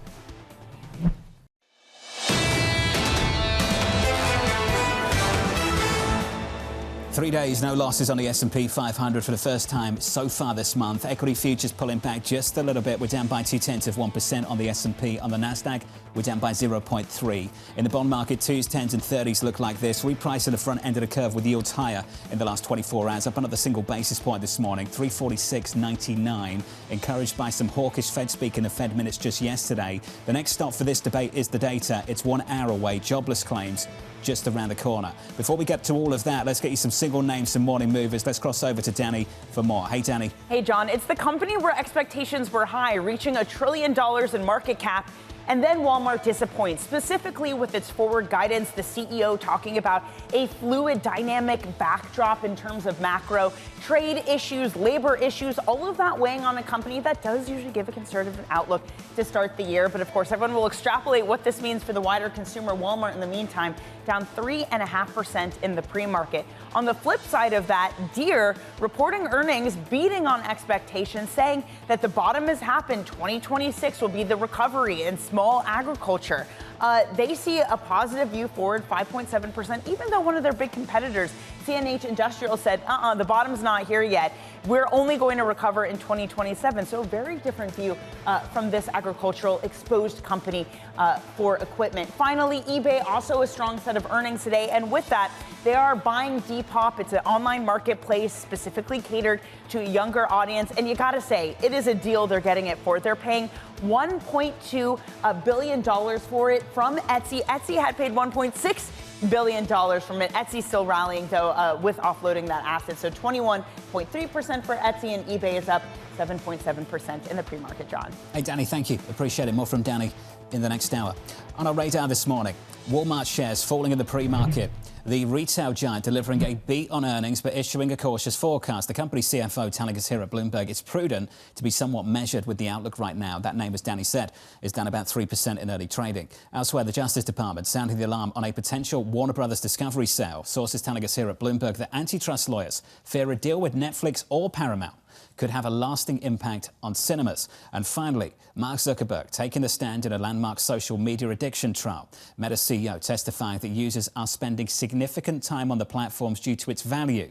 Zuckerberg adding that enforcing age limits remains a major hurdle for the tech giant. This is a huge landmark case, and not just could have implications for Facebook, Meta, Instagram, those, but also what's going on with YouTube and other, when it comes to social media platforms. Faced challenging inquiries before from Congress. Now he's facing it in front of a jury. And basically he's saying his argument is it's not addictive and it's really hard for us to control who's going to look at this. The thing is, I think it's obvious that social media is quite addictive.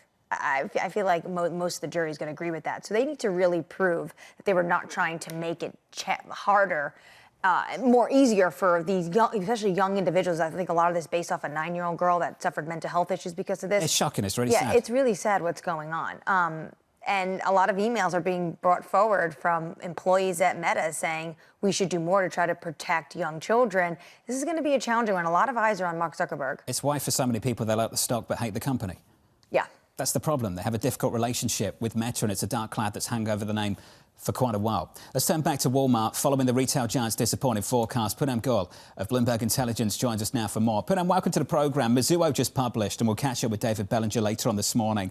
He's interpreting this, the conservative guide, as an expected low bar set for the new CEO's first year. Is that how you're interpreting things?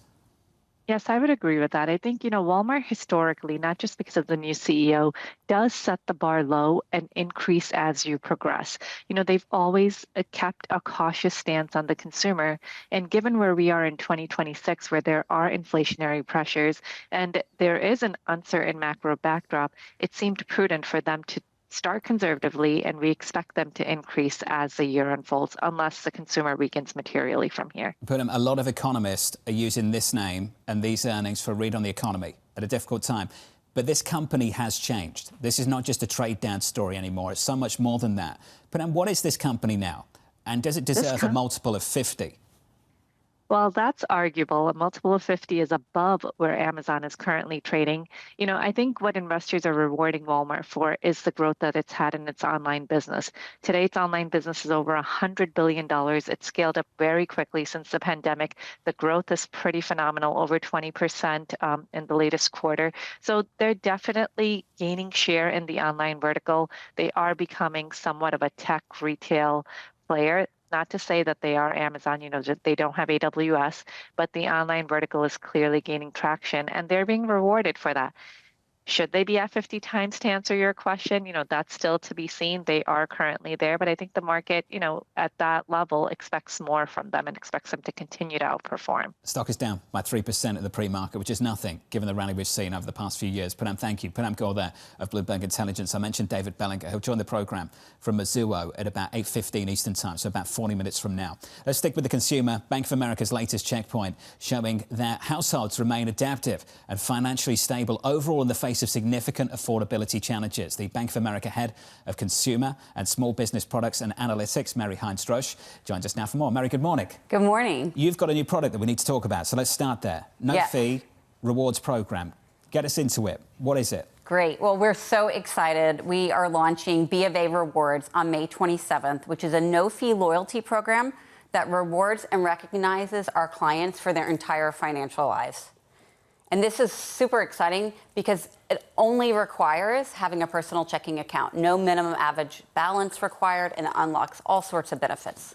So some people might say that you're just responding to political pressure from the White House because they would like to cap interest rates, and this is a new program. It's a PR effort. How does this actually fit into a broader strategy for the bank? Absolutely. We've been working on this for a very long time. We have a industry-leading program today, Preferred Rewards. It requires $20,000 in average daily balances across your deposit and investment accounts in order to get access. We saw an opportunity to modernize and expand this program. The program existed for about 10 years, so now we're launching B of A Rewards that's accessible to anyone with a personal checking account. And what this enables you to do is get boosts on your credit card, identity and fraud protection services, as well as your financial lives grow. You move into higher tiers where you unlock more rewards and get access to things like experiences. So it's all part of our strategy to start with getting the core operating account for our clients and then deepening from there. By removing the $20,000 minimum, are you expecting that potentially this means more people are going to flock to Bank of America because they like the idea of this new rewards program? Is that the goal? Absolutely. The goal is twofold. One, will bring more people into the program, and they get to experience the benefit of being with Bank of America. And then secondly, doing more with us as they have major milestones in their lives. Buying a car, getting a mortgage on a home. We have benefits for all of those things. And it ensures that our clients really do everything with their financial lives with us. We just spoke about Walmart. They're guiding a little bit on the lower end, missing the street in terms of what they were expecting for the consumer. How are you seeing the consumer hold up in the credit card world? We see the consumer to continue to be really resilient. We saw spend up 2.6% in January across our debit and credit card, over 50 clients that we have. And when you look at how they're spending, they're still planning vacations, but they are making trade-offs in order to handle some of the affordability issues. We actually see big box retailers like Walmart having actually higher growth than the overall growth rate because they're making those choices. The premium card segment is super, super competitive. Where do you think that's going now? Yeah, there's a lot of buzz around the premium card segment, and certainly there is a segment of upper end, more affluent clients that really love those benefits because it really creates an ecosystem. In addition to getting the miles and the points, you're also getting access to experiences and other things, which is similar to how we thought about B of A Rewards. It's not just about points and miles. It's about how do you make sure that they're getting to unlock value across every aspect of their life. We're addressing the two legs of the cake, the premium end and the lower end, and you're attempting to do something around both. What I noticed in the Consumer Checkpoint report that came out from the Bank of America Institute was just how much the middle income workers in this country are beginning to be squeezed. How are you handling that from a product perspective? What are you offering at the moment? Yeah, I mean, it really is interesting. We have been seeing the K-shaped economy with the higher income and lower income, and now we're seeing the middle income had 1.6% wage growth versus the higher at 3.7%. So certainly a divergence. And we have a variety of tools at Bank of America to offer our clients assistance with affordability. We have even things like Balance Assist, a small $500 loan for a flat fee of $5 for 3 months. We also have low frills credit card, a low fee checking account. So we ensure that we're really there to support them. And one of the benefits of being a member of the Bank of America Rewards program is that it unlocks interest rate discounts on things like mortgages, home equity loans, and all those things can help make life more affordable. Those tools that people can access when they get into stressful times, are you seeing an uptick in that recently? Actually, How's it no. trending? I mean, that's what I know. There's a lot of headlines. That's why I ask. Yeah, or even the concern about the future. But what we look at B of A is the actual data. And what we're seeing is that the number of people who are paying their credit card off in full is actually higher than it was in 2019. And there's plenty of credit available on people's lines so that if they do get into a bind, they have an opportunity to use access to credit in order to manage it. And we're seeing them spend planned vacations. Sure, they're going to discount grocery stores. They're not dining out as much, but they're spending, and their share of discretionary spend to their overall spend is really consistent with what we saw in 2019. And you're seeing that even for the lower income cohort on the K. Yes, and they're having the smallest amount of wage growth at 0.9% in January, which is still growth. We got to remember they're still making more. It helps as things get more expensive, but they're the ones that are faced with 30% increase in groceries since 2019. And so you're having to make choices, but they're behaving really responsibly. We do think tax refunds will help with the lower income. Our Bank of America research anticipates a 25% increase in refunds. That will help provide not only a little cushion put in your deposit account, but also enable them to pay down some of their debt. And pay some utility bills, particularly in the Northeast. I knew you were going to say that. The numbers are absolutely ridiculous. When I looked at the CPI print, the electricity prices going up is out of control. And Ivan the K was saying how much basically is like it already, your tax refund is already going to your electricity supplier, and also beef prices. Very challenging right now. They are up big time. Getting super expensive. Mary, it's good to see you. Thanks for dropping Great. by. Thanks nice for to get having some me. actual data away from just the broad narrative that we often discuss on the programme. Mary Hines Droesch there of Bank of America. If you're just joining us, welcome. Equities recovering. We're off session lows. We're down by about 0.2% on the S&P with an update on stories worldwide with your Bloomberg brief. Here's Yahara with more. Hey, Yahara. Hi, John. Shares of Carvana are falling nearly 10% in the pre-market. The online used car retailer reporting earnings that fell short of analyst estimates. Carvana has been growing quickly by buying cars and acquiring new car dealerships. Those moves boosted used car sales, but its margin fell a percentage point from a year ago. Meanwhile, Bill Gates backing out of a speech at a high-profile AI summit in India just hours before he was due to speak. In a post on X, the Gates Foundation saying it wants to ensure the focus remains on the conference. It comes, of course, as Gates has been criticized for his ties to Epstein. He's called the relationship with the late sex offender a huge mistake. And OpenAI is close to finalizing the first phase of a new funding round that's expected to bring in more than $100 billion. Sources telling us here at Bloomberg the overall valuation of the company, including the eventual funding, could exceed $850 billion. The first portion of the funding will largely come from strategic investors, including Amazon, SoftBank, NVIDIA, and Microsoft. That's your Bloomberg Brief. John. Yahara, thank you. Thanks for the update. Up next on the programme, the case for hiking rates. The assumption is everything will slow down by mid-year. Inflation will come down, the economy will slow. But if it doesn't, I think it would be fair to start talking about rate hikes. We'll start talking about it with Thierry Wizman of Macquarie from New York City. This is Bloomberg Surveillance.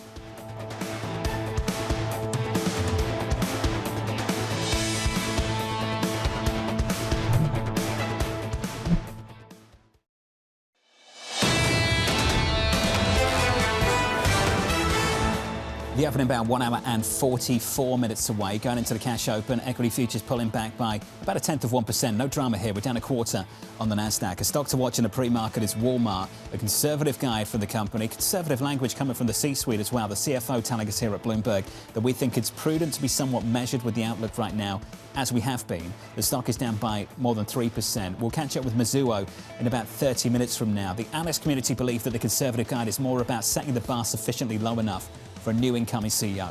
Set it low, and then potentially later in the year, you can always raise it. So why not have this conservative outlook? What is interesting, though, is there's a whole lot of the year to go in what's still pretty fluid, dynamic macro backdrop. You have to think they're thinking about the policy uncertainty coming out of Washington. Potentially we're there for peak tariffs, but even that could be complicated tomorrow if we get a Supreme Court decision that strikes down on EPA, and then it's months of, well, what kind of tariffs are we going to see? We know they're going to be in place, but what are actually the fine print details on them? That chart has been largely one-way traffic up and to the right. It's had a really nice run, and it's got a very fat multiple. We'll discuss the valuation case in about 30 minutes from now.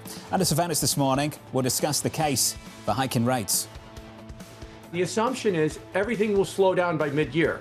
Inflation will come down, the economy will slow. But if it doesn't, and it continues on the trajectory that we've been on for the last 3 or 4 or 5 months, and inflation stays sticky around 3%, I think it would be fair to start talking about rate hikes. So here's the latest this morning. Minutes of the latest Fed minutes showing a hawkish tilt. Several committee members considering hiking rates due to sticky inflation. Thierry Wizman of Macquarie writing the case for a rate cut was very weak already. It wasn't completely unexpected that the minutes lean to the hawkish side. Thierry joins us now for more. Thierry, good morning. Good morning, John. Is there a case for a hike? There is a case for hawkishness. Now, whether that translates into a hike or not, it certainly will not happen in the next few months. If there is going to be a hike, it's going to be a little bit further down the line this year, maybe in the fourth quarter. But let's talk about why there's a case for hawkishness, if not a hike. Optically, this is an economy, the U.S. economy, that has not seen inflation at target for 5 years. I mean, we have been persistently above that target. The other reason, of course, optically again, is that the unemployment rate is very low. If you consider what the Fed's two mandates are, there is no basis for not being cautious, which can translate as rhetorical hawkishness, as it did in the minutes. So that's the case, effectively, for a hike if you want to stretch it, but it's certainly the case for hawkishness without even the stretch. Keep in mind, one of the reasons we weren't surprised that even going into the meeting on January 29th that this would be a hawkish outcome, at least rhetorically, including from the presser that Chair Powell gave on that day, was that the composition of the FOMC changed at the turn of the year, as it always does. 4 members left and 4 members came in. And if you look at the disposition of the 4 members that came in, marginally more hawkish than the 4 members that came out, or more cautious, certainly. So this is not a surprise that there was a tone in the minutes that stressed the need to maybe even do away with the dovish bias implicit in the policy outlook. This is the case, effectively. To your point, they're managing the optics. They're also setting us up potentially for a prolonged pause. Do you believe that pause expires with new leadership at the halfway point of the year? This is the market certainly believes that it expires, right? If you look at the forward curve right now in the money markets in the U.S. in overnight index products, it is suggesting that the Fed is going to cut twice. How can you suggest that the Fed is going to cut twice when they just came out with fairly cautious / hawkish minutes, when inflation is still above the target, and when the unemployment rate is very low? The only conclusion that one can draw from looking at that curve is that the market expects that there will be a structural break in the nature and disposition of the median opinion on the FOMC upon the change in the chairmanship. That's the only way that I can square that circle. Yesterday, Nouriel Roubini was on with John and Lisa, and he was talking about how the Fed is not an absolute monarch, and Warsh needs to convince the rest of the committee. Can he convince the rest of the committee? The market certainly believes that he can. There is no way I can explain that implied 50 basis points of cuts this year without the presumption that the market is making that Warsh can convince the committee. Warsh does have help on the committee, obviously. He has Chris Waller at the very least, potentially Michelle Bowman, who would look things his way when it comes to cutting. I want to make the case, though, that there is an intellectual basis for a cut as well, just as we just discussed an intellectual basis for a potential hike. And that is the case that Kevin Warsh has been making, which is that let's not look at the data. Let's not look at these optics. Let's just wonder about and think about what the implications of deregulation will be on the economy, what the implications of the AI revolution will be on the economy, potentially what the implications of reverse migration will be. But the first 2 things are the most important. The debate at the Fed going forward and the decision it will make will probably turn on what the median voter thinks about the AI revolution. That is going to get a lot more talk. There's going to be a lot more bandwidth at the Fed intellectually about what the long-term implication of this will be for inflation, for employment. What do you think? Do you think it's inflationary or disinflationary? So I think it's inflationary in the short term, but obviously the promise of a disinflationary trend in the long term, once the investment is in place and it's deployed, is there. I think the people who are being cautious right now, even with respect to AI, let alone the optics of low unemployment and high inflation, are being hawkish because they actually believe that there could be an additional inflationary impulse in the economy over the next few months in view of all of the investment spending. Now, we're already seeing the effects of AI implicitly in the CPI. It's one of the reasons why electricity prices are high. So there is a case to be made for the short term. I think the doves, though, the structural doves, are also saying, hey, let's not, even if inflation is high in the short term, let's not worry about that, because the benefit of running the economy hot for a while in terms of the investment that you get in AI will pay off in spades down the road with the disinflation it's going to create. And the inflation you have to tolerate now is the price you have to pay for the revolution that we're going to see in the next few months. That's another intellectual argument. This is deeply sophisticated stuff, so forgive me for trying to make this very simple, but foreign exchange. Is the bull case for the dollar rebuilding, given everything you've just said, at least in the short term? Not really, because in part the bull case on the dollar was not so much based on what the Fed was going to do. It was also based on where the dollar is in valuation terms, which is still very expensive from a long-term historical perspective. And the other case for dollar weakness, if you will, was the idea that the U.S. was disengaging from the rest of the world. And this would attenuate, it would start to fray the view of the U.S. dollar as the reserve currency and the international medium of exchange. If the U.S. re-engages with the rest of the world, I think there's a better case for a strong dollar there than with respect to what the Fed is going to do. And I will highlight that Marco Rubio's speech this past weekend could be that turn of events, could mark that turn of events that makes the U.S. re-engage with the rest of the world. So is Marco Rubio dollar bullish and J.D. Vance is dollar bearish? That's not a bad way to think about it. I guess what you need to consider here is whether or not Marco Rubio has managed to undo all the consternation that the U.S. received over the past year from its enemies, from its allies, from its erstwhile allies, from its future allies, etc. It's hard to say. We're watching the situation, but we want to see if the administration takes Marco Rubio's words to heart. Elisa made the point that maybe the substance wasn't too different, but the style certainly was.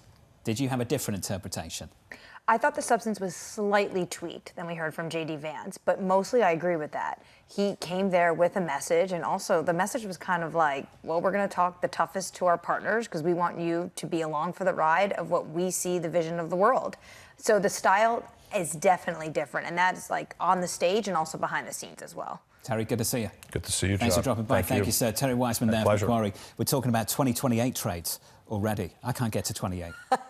I've said this a few times. It's going to be a very long road. I can't get to next week at the moment. It's challenging. I mean, I really had this moment where I was thinking about this when I was in Venezuela, because I'm sitting in this country, which I never thought last year I'd be in their oil fields. And I said, just 6 weeks ago, the U.S. captured their leader. And now we're with that leader's number 2, who's basically feels like she has a gun to her head to deliver for this government. It's wild. That feels like years ago already. Futures this morning down by about 0.2%. No drama at this point of the session. Coming up in the next hour, we'll catch up with Chris Verrone of Strategas, David Bellinger of Mizuho, Nela Richardson of ADP, and Dan Flax of Neuberger Berman. The third hour of Bloomberg Surveillance just around the corner.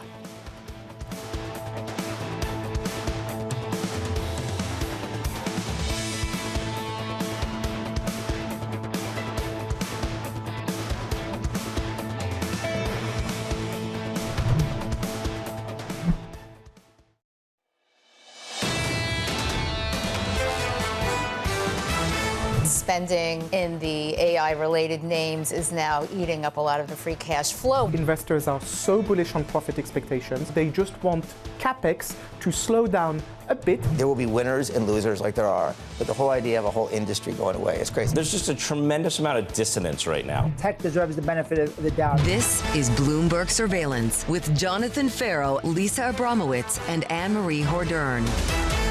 Live from New York City this morning. Good morning for our audience worldwide. The third hour of Bloomberg Surveillance starts right now, and your scores look like this. Equities slightly lower, declining by 0.2% on the S&P. We're down by 0.3 on the Nasdaq 100, down by a third also on the Russell. In the bond market, bouncing off year-to-date lows over the past few sessions. Yields higher, particularly at the front end of the curve, up by another basis point, approaching 350 once again, driven higher by some hawkish Fed speak in the recent Fed minutes. Elsewhere, looking for a read on the US economy. In about 29 minutes' time, we'll look to jobless claims. We had some data earlier, and the data came from a company, Walmart, with a cautious guide for the year ahead. The stock is lower by about 0.4% and recovering in the past few minutes. Yeah, it missed its higher expectations. I think you've been bringing up this point of the context that's mattered. How much has this stock have been rallying over the course of the past few years especially, just going up and up?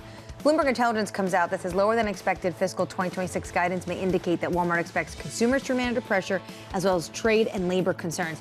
And that's what we heard from the C-suite. There's a lot of year to go through, and there's still a lot of big macro backdrop concerns that potentially may be an issue for Walmart, which is why they're in this fluid dynamic right now. And they're saying, don't get ahead of your horses right now. Consumers will be focused on energy prices. We are too.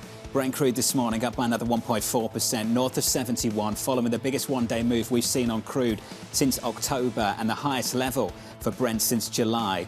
This on Iran. Axios reporting in the last 24 hours the following. The Trump administration is closer to a major war in the Middle East than most Americans realize. It could begin very soon. And the Telegraph came out with some news this morning saying the U.S. is ready to begin a war in Iran by Saturday. The president has been told. So basically by Saturday, they'll have all the military hardware in place if they were to decide. The president was to decide now is the time to strike. And that is why you see oil prices rise. RBC's Halima Croft came out with a note overnight talking about her recent trip to the region. And what are her sources telling her? What would Iran do back? Immediately go after energy facilities and infrastructure, potentially close their Strait of Hormuz, go after these tankers that are in the region. That means higher oil prices. That means higher gasoline prices. That means a potential headache for this White House. We spent some time on this throughout this morning, that this is not the president's playbook. The president's playbook is targeted, fast, clear objective in mind that leads to de-escalation. We've spoken to multiple guests about that throughout this morning. This feels so different, which makes it, people believe, makes it less likely. Does it make it less likely?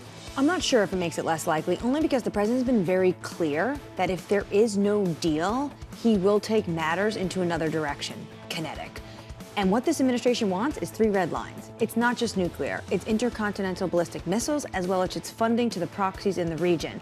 I don't see Iran coming to the table and being able to give a solution with this regime on all 3 of those right now. Crude, we're on top of that story this morning. Brent crude, 71.39. Coming up this hour, we'll catch up with Chris Verrone of Strategas, with stocks coming off 3 days of stability. David Bellinger of Mizuho, with Walmart shares falling on weaker than expected guidance. And Nela Richardson of ADP breaking down the latest round of jobless claims. Those jobless claims, 26 minutes away. We'll begin this out with the latest stock rally on pause as markets search for direction. Chris Verrone of Strategas, a bad company, writing, the trouble often comes when the level of investor optimism is no longer validated by what the market has delivered. Chris joins us now for more. Chris, welcome to the show, buddy. Thanks for jumping on. Do you think that's the moment we're in right now? Great to be here. Is that this moment, a moment of trouble?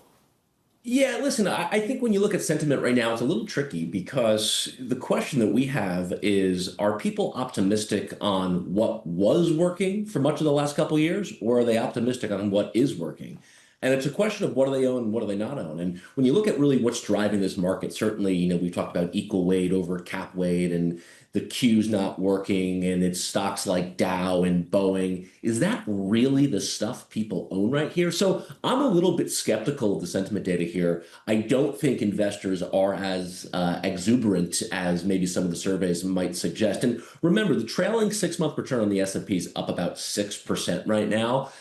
So there should be some level of optimism because the market wants to be justified by kind of what the attitudes are. So I still think we're okay on the sentiment front, but certainly deserves some watching moving forward. Chris, let's watch what's working right now. Let's pick out a couple of spots in this equity market. The airlines have started to pick up. I've noticed that we've got Delta up 8% this month. We've got United up by double digits. We talked about the restaurant names throughout the week as well. Starting to see some performance in a part of the market which was left behind in the last 12 months. Chris, are you noticing the same thing, and how much weight would you put on those moves? Yeah, we are. We actually wrote about it this morning, kind of this tension between what you're seeing from energy and crude. At the same time, it really hasn't hit the travel stocks. Airlines trade well. Hotels continue to trade well. I mean, within our work, the travel space has really been the firmer part of consumer discretionary.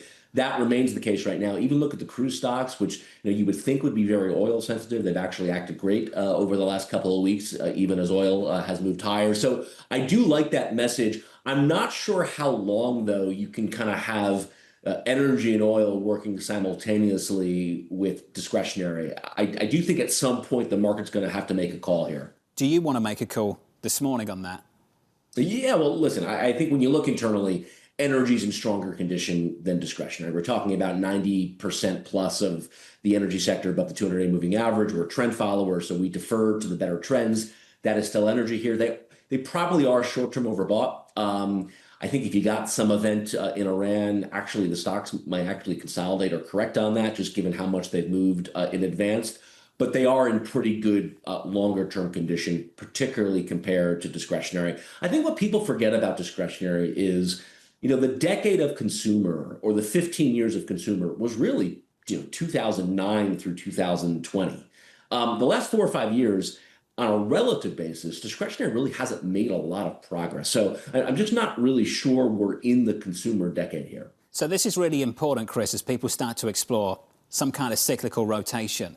The bits of that rotation you feel a little bit more confident about versus the parts of the rotation you feel less confident about. Can you just flesh that out for us? Yeah, I think the question that we're wrestling with is the leadership sufficiently defensive or late cycle enough where we ought to get kind of more concerned about what could happen from here, not what will happen from here, but what could happen from here. And kind of what we always say is, doing macro is trying to understand how wide that gap is between what could happen and what should happen. When I look at the leadership right now, there are certainly defensive elements running through it, with staples and to some degree healthcare and utilities, but the industrials are still really strong. I think discretionary, as we said, on margin is still in decent condition. The banks are still okay, but we're on a bit of a kind of a knife's edge in terms of which way this ultimately breaks. Our work, when you kind of look at the bigger picture, still says economic growth is generally okay. So I do still lean more in the direction of cyclicality here over defensives. You've had a very big move in staples over the last month or two. I might be backing away from that here, not chasing it. Chris, when it comes to what could happen, can we just get your assessment of what happened with the Fed minutes? Do you think a hike is potentially on the table this year? No, I think there's absolutely... You never say zero in this business, but I think there's as close to 0% probability of a hike this year. I'd be going out in the market and buying, December 26th SOFR here. I think there's still continued likelihood that you'll get more cuts than expected in the new Warsh Fed. So if the hikes you think are off the table, is the bar, though, higher for those cuts you're expecting from Kevin Warsh? I don't know. Let's watch the two-year yield. The two-year yield, as we've always said in our work, who needs Fed speakers when you can look at the two-year yield every day? We're about 24 hours removed from 339 or 340 on twos. I think they're headed to 3%, which would be, a 50 to 75 basis point gap between where the upper and lower bound of Fed funds is. That tells me, two cuts, maybe three into the back half of the year. That's where I am. I think that's where the market is, which I care more about. And I think ultimately that's what we'll get. It's interesting, Annmarie, how these, rate-sensitive cyclicals have firmed here. Look at the REITs, look at some of the housing stocks. I think the XHB, the housing ETF, made a 52-week high last week. You've seen some improvement in all the housing-related derivatives. So I think the housing stocks have figured this out as well. Chris, just down the bond market, do 10s come along for the ride? If you've got 2s at 3, where have you got the curve? Yeah, this is kind of the big debate in our work. We've been team steepener for basically 2 years. We're trend followers, and the trend was up in the curve. I do think there's been enough changes globally in the last few weeks, particularly out of Japan, where you've actually seen some pretty abrupt flattening, where, at a minimum, I want to be open to the idea that the steepener is starting to transition into something else. I don't know how much flattening you're going to get. But I do wonder if the best days of the steepener are probably behind us at this point. 2s and 30s, if you look, that spread has come in here pretty good. But, pay attention. The way the Japanese market responded to these elections, 7, 8, 9 days ago, I thought was really telling. What was the consensus expectation? That if LDP had a big night, you'd get yen weaker and you'd get long rates in Japan higher. And the exact opposite happened. And any time in this business, the opposite happens relative to what the consensus expects, our antenna goes up. We're just trying to, carve out what the nuance of markets is. And I think that was a very, very meaningful message out of Japan the last 7, 8, 9 days. So, Chris, I'm with you because this is important for the 10-year maturity right here in the United States. What is actually driving us lower?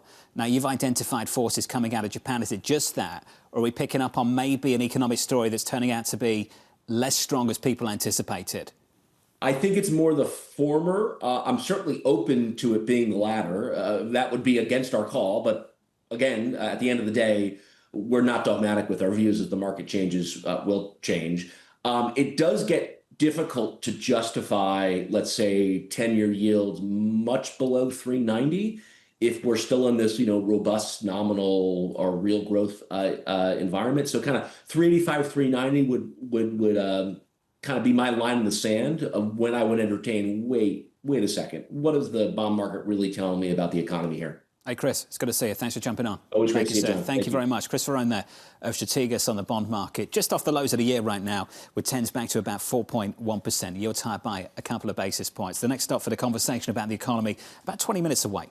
Around 20 minutes away when we get jobless claims. Look out for that data in just a moment. Let's give an update on stories elsewhere this morning with your Bloomberg Brief. Back with us, here's Yahira. Hey, Yahira.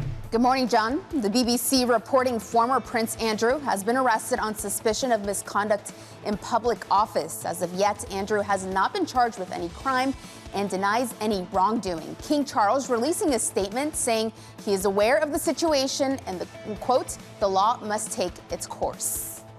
Meanwhile, here, NEC Director Kevin Hassett blasting a New York Fed study on tariffs, calling it an embarrassment and saying those behind it should be, quote, disciplined. The report finding that nearly 90% of the tariff burden in 2025 fell on U.S. companies and consumers. Hassett insists Americans will ultimately benefit from the tariffs. And Meta CEO Mark Zuckerberg testifying during a landmark trial over social media addiction, saying it's, quote, very difficult to enforce Instagram's age limits. Zuckerberg saying Meta has introduced proactive tools to identify and remove accounts used by children under 13, but called it a challenging problem due to people lying about their age. That's your Bloomberg Brief, John. Yahira, thank you. Thanks for the update. More from Yahira in about 30 minutes' time. Up next on the programme, we'll get you some morning calls. Plus, we'll catch up with David Bellinger of Mizuho, with Walmart shares falling on weaker than expected guidance. That conservative guide sending Walmart shares lower in the pre-market by around 2 to 3%. That conversation's up next from New York City this morning. Good morning.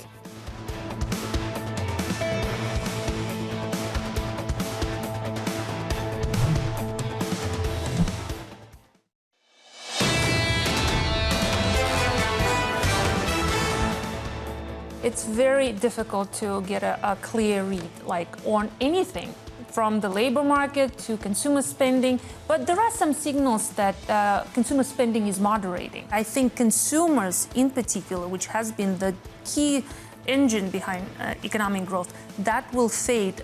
That was Yelena Shulyatyeva of the Conference Board weighing in on a consumer. The data. Everything's in conflict right now. The sentiment numbers have been absolutely awful. The GDP read has been pretty good, pretty solid. It's become less labour-intensive, though, which speaks to the muted payrolls growth of the last 12 months or so. And then you hear from Bank of America, and they just go to the data. And they're telling you, looking at the data right now, the consumer still resilient. They're still bullish on the outlook. They said even the lower end cohort of the consumers, a lower K-shape of this recovery we're seeing in this economy, are still coming out and spending and paying off their bills for the most part. What was interesting, though, is we heard from Bank of America, they do see some of the spending changing. Consumers are being more choiceful. I know you hate that word, but that's what they're doing. I can't stand that word because it's meaningless. I have less choices when stress gets higher. And when they say choiceful, it sounds like they've got more choices. But you have less choices if you've got less money. You have to make right? you have to make more serious decisions. Yes, you have to make more serious decisions. Choiceful just sounds like McKinsey language to try and dress up something bad. Yeah, all right, that's fair. Yeah. That's my view on that word. Anyway, whatever. Futures right now on the S&P, negative by a third of 1%. On the Nasdaq, we're down by 0.5. On the Russell, small caps down by 0.4. That's the price action. Let's get you some morning calls. First up, Goldman upgrading eBay to neutral following its earnings report, pointing to strong results that position the company for durable growth. Your second call from JP Morgan, lowering its price target on Carvana to $4.90. Following its fourth quarter profit miss, the analyst still seeing little risk to forward estimates. And finally, Citi cutting its price target on Coles to 20, keeping a neutral rating rating on the shares. Data collected by Bloomberg projecting the retailer to miss sales estimates when it reports in the coming weeks. That name is down by 0.6%.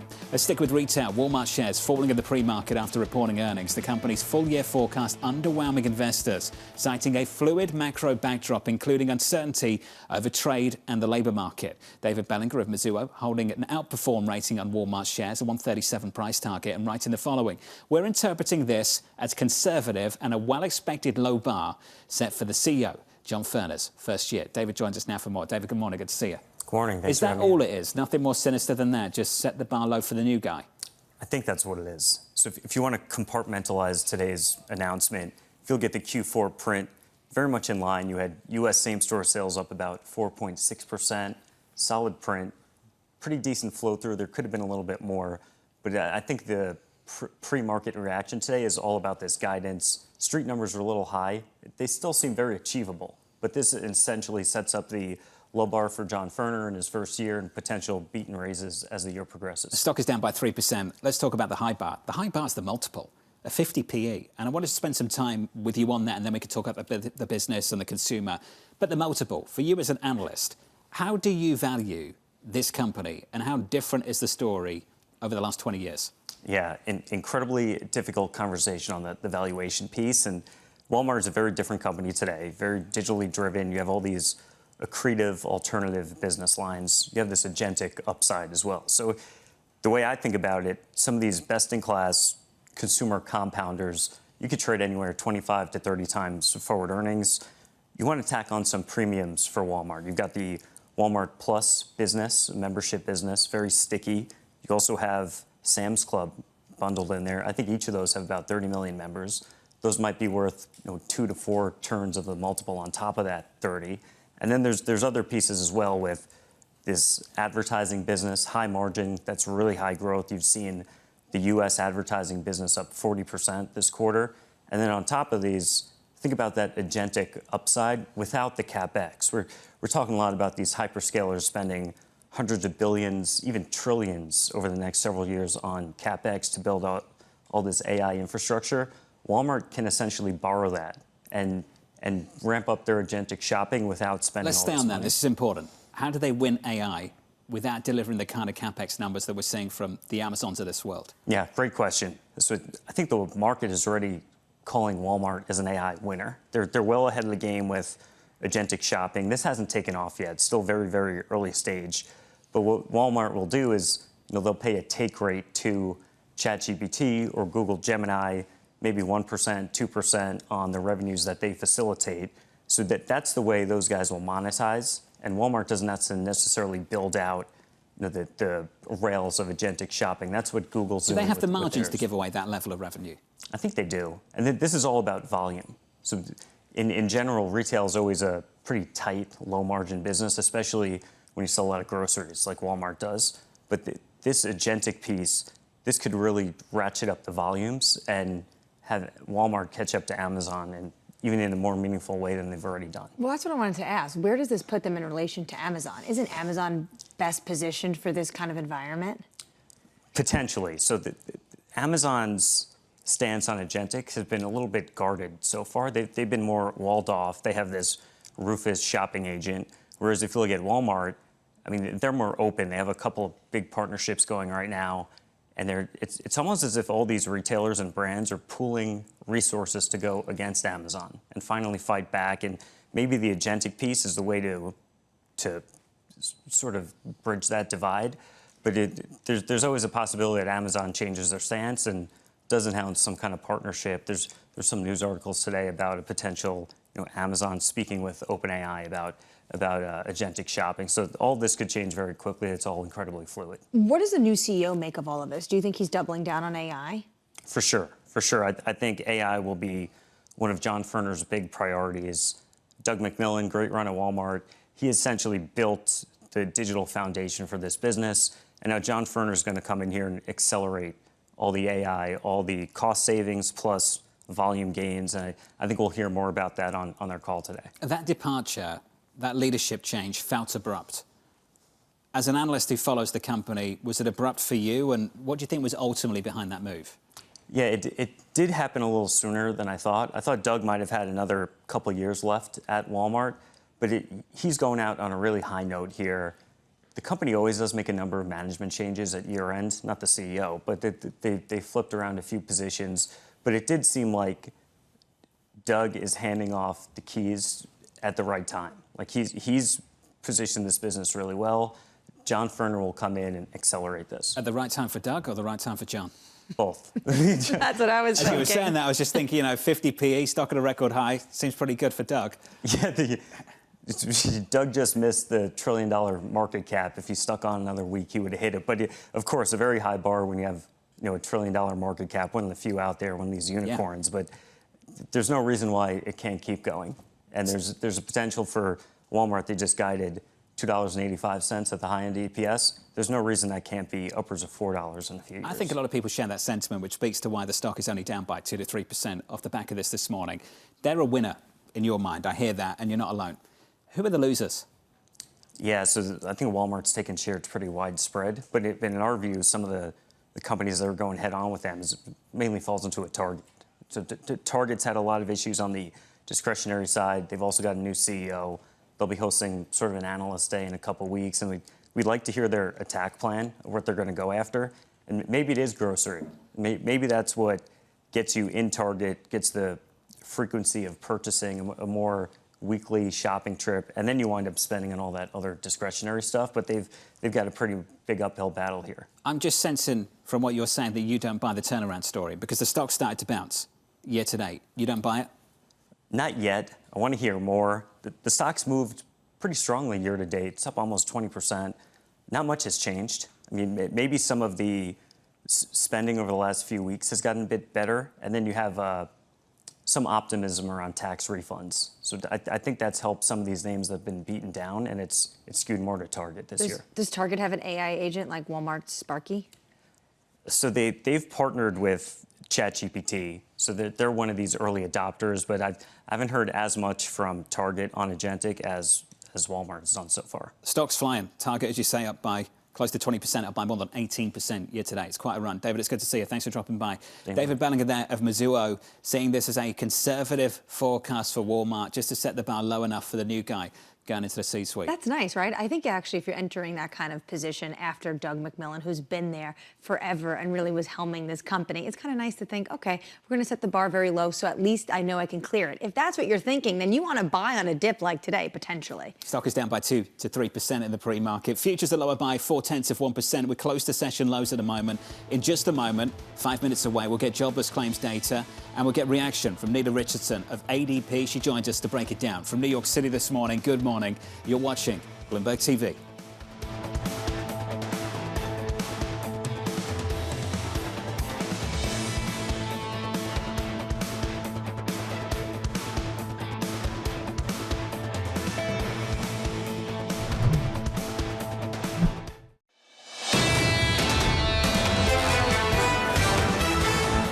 The open about 60 minutes away. We've got futures a touch softer, down by 1/3%. We are seconds away from getting some jobless claims data and more. We'll get to that in just a second. The Nasdaq is negative by 0.5. Walmart trading a bit softer in the pre-market, down by anywhere between 2 to 3% off the back of a conservative guide from that company. That company, the stock, until recently, it's been trading at an all-time high. In the bond market, 2s, 10s, 30s look like this. Yields drifting higher at the front end of the curve. 2s higher by 2 basis points to 347 as the data pours in. Mike McKee has more. Hey, Mike. Very interesting morning, John, with lots of data. As you mentioned, jobless claims come in a big drop, 206,000 for last week. That's down from the initially reported 227. Continuing claims are at 1,869,000, slightly up from 1,862,000 in the initially reported last week's figures. We also have trade numbers in. The trade deficit for the month of December, $70.3 billion, significantly higher than the $53.0 billion reported for the month of November. Add into that wholesale inventories up 0.2 and retail inventories flat on the month. Those are not particularly great numbers, and this matters because these are the last 3 data points that will go into fourth quarter GDP that we will get tomorrow, and that trade deficit is going to whack away at some of the strength we have been seeing in that Atlanta Fed GDP Now number. The other thing that we want to look at is the Philadelphia Fed. The Philadelphia Fed Business Index comes in at 16.3, up from 12.6. The new orders index is at 11.7 versus 14.4, so that's down a little bit. And prices paid 38.6 from 46.9, so a little bit better business in the Philadelphia area, but inflation drops, and that'll be seen as good news by those on the Fed who yesterday were talking about rate cuts as opposed to rate increases. Mike, we'll spend some time on the jobs data in just a moment, but this trade data seems pretty wild relative to expectations. Have you got a read on what's driving this? Well, exports were down by $5 billion from the prior month, and imports were up by $12.3 billion. That's the reason we see that big change. Interesting, on the imports, we also have to figure that that has a price impact down the road if we're bringing in that many imports. It does subtract from growth, so not particularly good news, but how does it affect inflation if many of those goods are tariffed? We just don't know yet. We will find that out as we go along. Mike McKee, thank you, sir. Some of this can be very, very noisy. I'll pick out a headline because there is a political story in this, and it's good exports to Canada, the lowest since January 2022. Yeah, that caught my eye as well. Is this a tariff story? Is the fact that we've been talking about this, what we've seen in Canada is that they have not liked this aggressive push from this administration when it comes to trade, calling their former prime minister a governor, and are they just deciding to boycott U.S. goods? Good exports to Canada, lowest since January 2022. That's shocking, given the fact that this is our neighbor to the north where, think about vehicles. Even to make a vehicle goes across the border about 6 or half a dozen times. So this is really something very interesting when you look at the trade data coming through. We've still got Mike McKee with us. Mike, I want to come back to you on the jobless claims numbers because that's a big downside surprise at 206, put together with an upside surprise we saw on the payrolls report. I just wonder, Mike, from your perspective, whether we can put a bit more weight on this idea that things have stabilised in the labour market and maybe even they've started to improve. Unfortunately, what we're looking at is a lot of secondary data right now, so it's kind of hard to say one way or another. Obviously, with claims where they are, it does suggest we're not seeing mass layoffs. The Philadelphia Fed Employment Index, though, falls to negative 1.3 from positive 9.7.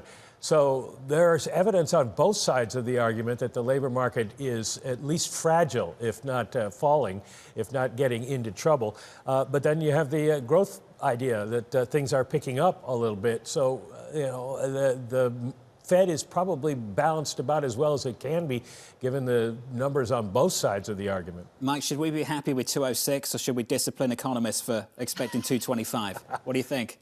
Well, I think if you discipline the economists, you won't get as many estimates next month, and so it won't be quite as valid. So let's stick with letting them do their job and be wrong. It's a possibility. Why not? Mike, thank you, sir. Appreciate it. Mike McKee with the economic data. Nela Richardson of ADP needs no discipline. She joins us now for more. Nela, good to see you. Great. I'm glad to be exempt from that. You should be. Everyone should be. Let's talk about this data. How tight is this labour market? It's tight, but I'd like to turn our attention away from the hard data and the payroll data, because I think what we've done at ADP is capture sentiment, and that sentiment kind of underscores what's going on in the labor market. So we track workers every month, and what used to be a very optimistic workforce is starting into this really discontent workforce. In fact, that survey suggests that we've gone from stability to a feeling of stagnant. And that is what I think is underscoring the labor market trend. The workers are picking it up. This is a stagnant labor market where most of the job gains are coming from one sector. We're not seeing it broad-based, and I think that is spilling over to how workers are feeling about their opportunities. So just healthcare and a bit of education, is that it? That's pretty much it. And it's been that way for, the better part of the year, more than a year. We haven't seen this boost that is widespread. In pockets, we've seen leisure and hospitality or financial services, but it's yet to be sustained consistently over a 12-month period. Only healthcare is delivering. So I'm always interested in job switchers, because I think job switchers tell you a lot about the state of the labour market. If I can get more money leaving my job if I can get a job elsewhere. That's when most workers are actually feeling a little bit happier about the situation. What's happening with those trends at the moment? I'm glad you asked. So we're able to tell you that story with 15 million workers that we can match through time. And what we're seeing for job switchers relative to job stayers is that the premium to switch jobs, the pay growth that you actually see, the bump in your paycheck, has shrinked to the lowest point we've ever seen at 1.9%. Now, to give you another number, during 2022, during the Great Resignation, that was near 9%. Huge gains. In some industries, double-digit gains from switching a job. We're not seeing that anymore. If you're switching a job, it may not be because of pay. It could be because of coworkers or time or schedules or bosses. This speaks to the tension, Nela, just to jump in. Yeah. This speaks to the tension. That doesn't speak to a tight labour market. That's where this is really confusing, because coming out of the pandemic, things were tight. That's why you could get so much money going somewhere else. We have to redefine tightness in a granular way. In some pockets of the labor market, it is extremely tight. If you look at, for example, the occupations that are needed for data center building, that is a tight labor market. Construction is a tight labor market in the face of lower immigration. So there are some pockets of the labor market, construction being a prime example, where it's really a supply story. Others, not so much. And so this is not a broad-based, one-stroke kind of labor market. The granularity, the details matter. So for construction workers, are they the ones that are switching and actually getting pay rises? And for basically everyone else, they're moving because they don't like their boss? That's what it sounds like. Or maybe they're just moving because of family reasons. Look, construction... That's a better story. That's a better story, That's a better story. Yes, construction, we actually track that for job switchers. It's about 11% boost for construction workers. And I would like to contrast that with leisure and hospitality, where you actually see negative job gains from switching. So it really is meaning people are taking a pay cut to switch? That's right. That's right. It's a sector with a high turnover, so employers tend to reward loyalty and tenure. Rather than job switching. So it really depends on your occupation, on why you're switching, how much money you made. So what do you call this labor market? I call it a stagnant labor market. I'd like to see more dynamism. It's also a highly concentrated labor market. Most of the private sector job gains are coming from one sector. And it's, on the flip side, in some ways a stable labor market, because we're not seeing a drop in wage growth. In fact, we are seeing wage growth stabilize at higher levels. Now, that is a double-edged sword, because it kind of puts a floor on inflation if you're seeing pretty robust wage gains, and that's what we're seeing. So it's a complicated. You know you're miserable when you're leaving for less money, right? Yeah, I was going to say, I mean, that is that's bad. That is bad. We've got some management issues if that's the case. That means you really hate your boss, or you have to for family reasons, like you're moving a state or city. Yeah, that's a pretty brutal assessment of things. Nela, I wanted to talk about AI as well. It's a big feature of the conversation at the moment. We've all seen the headlines. There was one interview in the Financial Times where the Microsoft AI chief, you're smiling because I'm sure you read it as well, said that we could wipe out, in 12 to 18 months, all white-collar jobs. What are you actually seeing in the data? What's happening at the moment? Well, we're not seeing a wipeout of white-collar jobs from AI. In fact, we're seeing something a little bit different. And we've partnered with our partners at Stanford in order to do this kind of research. And when you look at AI-exposed fields, so think of software developers or customer service reps, what you're seeing is a takeoff in employment growth in complicated jobs.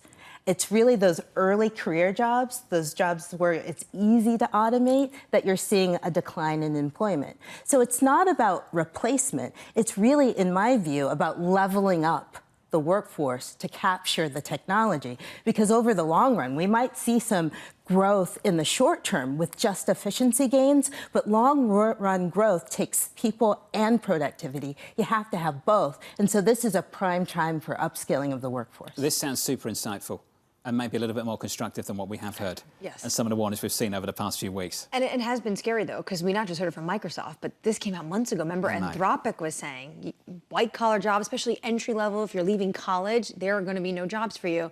Nela's saying the reality is a little bit more mundane, less dramatic. Might be a better job for you. No more just summarizing documents.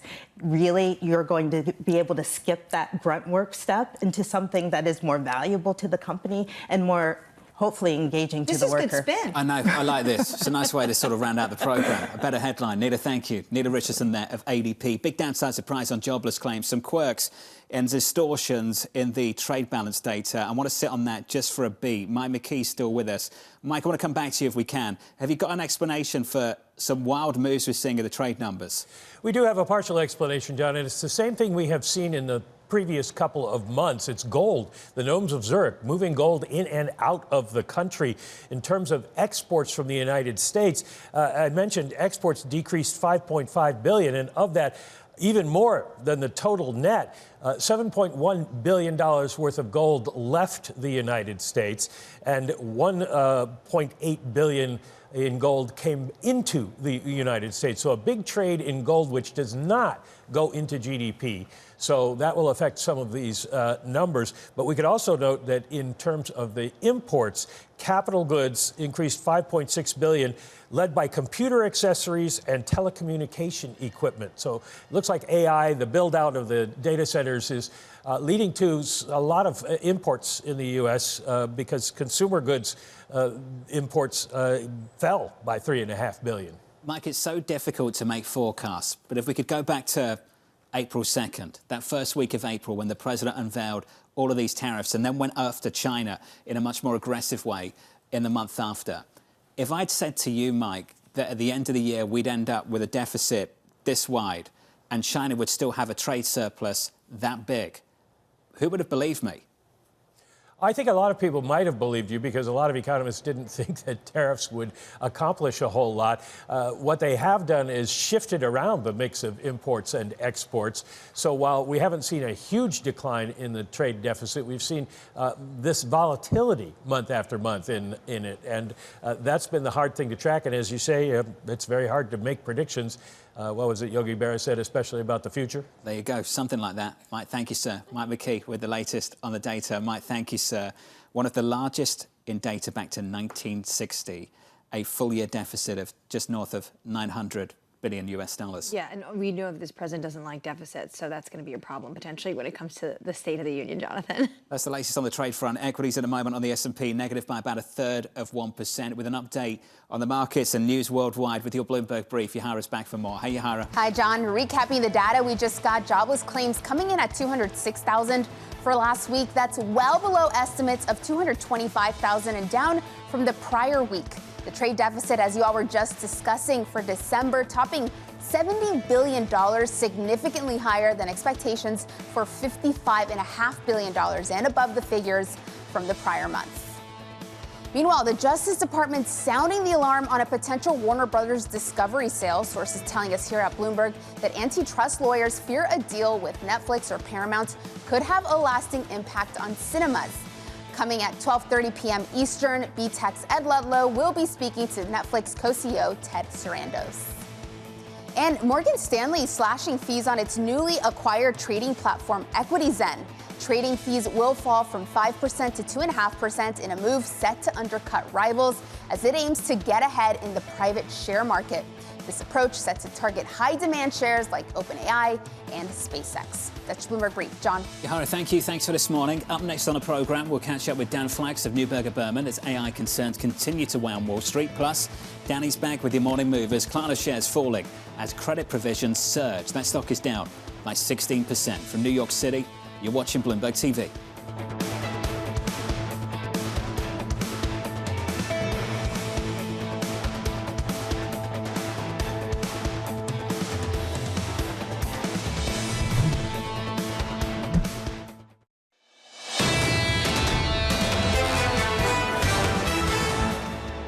We are more concerned with AI disruption and the impact on the loan market in the near to medium term than we are on oversupply from the hyperscalers and potential for supply indigestion. That, in my view, is a medium to longer term concern or no concern at all, to be candid. That was Matthew Mish of UBS. Fantastic on the debt market and the amount of supply we're going to see from the hyperscalers and the part of the market he's more concerned about. Your equity market at the moment looks like this, slightly softer, negative down. It's lower by a third of 1% going into the opening bell. On the Nasdaq 100 was softer by 0.4%. Lots of single name stories out there. Let's get you some morning movers. Danny has more. Hey, Danny. Hey, John. Walmart, the big company mover this morning, giving a guidance that was lower than expectations, but something has changed. This stock was originally down and down sharply after those earnings with the CEO that described the macro environment as fluid and dynamic. Now prices are little changed. Perhaps it is the expectation that Walmart typically gives a conservative outlook to start the year and then just ups it as we go on. Certainly the sell side commentary has revolved around that. So Walmart shares now little changed. Again, a big recovery from them. Then there's Klarna. These shares are not little change. They are falling quite a bit, nearly 16%, swinging to a loss for the fourth quarter because of surging costs put aside or provisions put aside for souring loans. Their loss provisions 59% higher than the year prior. So a not so good read on the consumer from Klarna. Wayfair also getting hit after their earnings. They actually largely beat expectations, but William Blair, for example, the analyst over there, saying even though you saw that headline number exceed expectations, the buy side actually had higher expectations for Wayfair. They also dropped in terms of monthly users on their platform, so shares are down about 11.33% in the pre-market, John. Hey, Danny, thanks for the update. Looking forward to the show. Danny will take it away in about 11 minutes' time and guide you into the opening bell. Heading into the opening bell, looking forward, your trading diary looks like this for the day ahead and into the weekend. At 9 a.m. Eastern Time, the President hosting a Board of Peace meeting. 4 p.m., the President speaking on the economy in Georgia. Friday, core PCE and new Mish sentiment, plus a possible, and we have stressed possible all week, given recent experience, a possible Supreme Court decision on the President's tariffs.